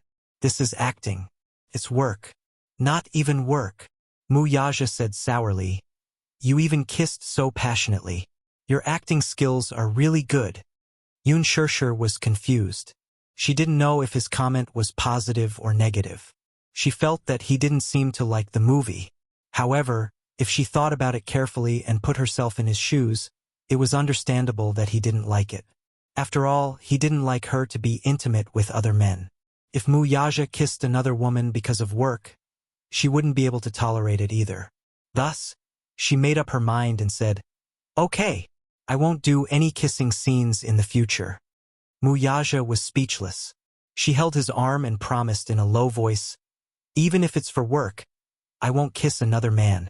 "Not bad, you have such awareness. Very good." Mu Yaja suddenly grabbed her shoulders and leaned in to give her a light peck on the lips. His gaze fell on her tender and supple lips as he said in a deep voice, "This place belongs to me. No one else is qualified to touch it." "Hey, restrain yourself. We're in public now. Can you keep a low profile?" Yoon Shurshur pushed him away, not knowing whether to laugh or cry. "I'm kissing my wife. Why should I care about keeping a low profile? Mu Yaja said confidently. Yun Shirshir was getting angrier. She was laughing in her heart, but she pretended to be angry and stuffed his mouth full of popcorn. Yu Yu and Xiao Chen sat at the side and stared intently at the screen. They had a tacit understanding that the two of them were like two huge light bulbs that were shining brightly. By the time they finished watching the movie, it was already past 9 in the evening. When it was over, people walked out and couldn't stop praising the movie. Most of them were boyfriends who accompanied their girlfriends to watch the movie. Girls liked romantic movies, especially romantic ones like this. Although most of them came for Gu Xingzi, after watching the movie, they were all attracted to Yun Shirshir's performance. That Yin Xiachuan acted so well. I cried when I saw the ending. The female lead's eyes were filled with drama. Her acting skills are very good. Chapter 1916. I'll definitely watch her movies in the future. Her looks and acting skills are worth looking forward to. There were all sorts of praises and so on. Yun Shirshir listened quietly and felt encouraged. Mu Yaja held her hand and the four of them walked out of the cinema. On the way to the parking lot, they took a stroll along the river. The night view was the most beautiful at this time of the year. Yu Yu and Xiao Chen were playing with each other as they walked in front. Yun Shirshir and Mu Yaja walked at the back. Looking at the two little guys playing with each other, she suddenly felt very satisfied. The happiest moment in the world was this moment. In fact, she was a more traditional girl. She did not yearn for glory and wealth, but she yearned for a peaceful life. She did not have to worry about food and clothing. To have a warm family, a loving husband, and two adorable Xiaobao twins, Yu Yu and Xiao Chen, was already a great fortune for her. She was quite content with the present situation, she thought without pretension. She did not like to go out and play. Like those young girls, she did not like to go to bars, dance clubs, or nightclubs. She did not like noisy and extravagant places. When she was free, she liked to hold her beloved man's arm and take a stroll quietly. Her days were leisurely. Perhaps, she did not live up to expectations. But it was true that she was very satisfied with such a life. God was good to her and she knew how to cherish what she had. The world is unpredictable and capricious. You can never predict which will come first, tomorrow or an accident. So, she cherished what she had. That's great. Yun Shirshir suddenly sighed. It's really good to have such a peaceful life. Where did you get all these sighs from? Mu Yaja laughed. I'm just expressing my feelings. Yun Shirshir smiled contentedly. After I film a few more movies, I'm planning to retire. I don't need a lot of money, as long as I have enough to spend. I don't like a busy life. I prefer this peaceful life. Didn't I say that you don't need to act anymore? I can afford to raise you. Of course I know you can afford to raise me. You're so rich. Not to mention me, even if there were thousands of me, it wouldn't be a problem for you to raise me. Mu Yaja was puzzled. Then why do you insist on making movies? It's just a dream. A person without dreams was no different from a salted fish. I just want to realize my value. Little fool. The two of them talked and laughed. When they arrived at the parking lot, Yun Shirshir called the two noisy little guys to go home. After coaxing the two little guys to bed, Yun Shirshir also washed up and went to bed. A certain energetic man wanted her again. Yun Shirshir pushed him away. It's getting late. Let's sleep. I want it. With just 2 words, his ambition was as clear as day. Yun Shirshir ignores him. It's already 11 o'clock. You have to get up early to work tomorrow. It's okay. I have good stamina. Yun Shirshir. You can't do it even if you have good stamina. I'll wake up earlier than you tomorrow. I have to rush to work. Just for a while. The man's ambition was hard to hide. He pressed his body against hers and even knew how to bargain with her. Yun Shirshir blushed and mumbled, I'm on my period these 2 days. It's not convenient. Period? The man raised his eyebrows suspiciously, as if he didn't believe her. Really? Chapter 1917. Mu Yaja, on the other hand, looked a little frustrated and disappointed. Why was her period here? He had worked so hard, but she did not have any reaction at all. Did she not know what his ambition was? Yoon Shirshir would take birth control pills behind his back. How could she fall for it so easily? Now that her career was on the rise, it was not suitable for her to have another child. Moreover, she already had 2 cute little guys by her side. If she had another child, wouldn't it be a mess? Yoon Shirshir thought that it was enough to have Xiaoi Chen and Yu, these 2 clowns. She did not want a 3rd child. However, Mu Yaja did not think so. He was still hoping that she would give him another little princess. Therefore, in a certain aspect, he was especially proactive. However, Yoon Shirshir was going to be tortured by him. She did not know where this man got his energy from.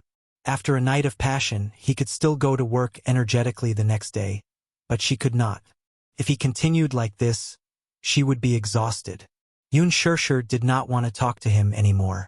She pulled the blanket over herself, wrapped it around her, and closed her eyes to sleep. Mu Yaja could only give up when she was so shameless. There was no hurry. There was still a long way to go. He lay down obediently and hugged her. Then they fell asleep together. Over the past few days, the box office sales had been good news. Soon, it broke the 2 billion mark. Lin Fengtian and a few investors were overjoyed and held a huge celebration party. At the premiere, a few of the main cast members said that if the box office sales could break the 2 billion mark, each of them would fulfill a small wish of their fans. However, now that the box office sales had broken the expected target, it was time to fulfill the bold words that they had said at the beginning. On the night that the box office sales broke the 2 billion mark, Gu Xingze, who had been silent for a long time, was the first to release an erotic photo. Back then, at the premiere, under the collective encouragement of his fans, he promised that if the box office exceeded 2 billion, he would contribute a nude photo. When the fans heard this, it was as if they had been injected with chicken blood. Watching the movie once was not enough, they had to watch it 4 or 5 times. Then, they raised their heads and looked forward to the box office breaking the 2 billion mark.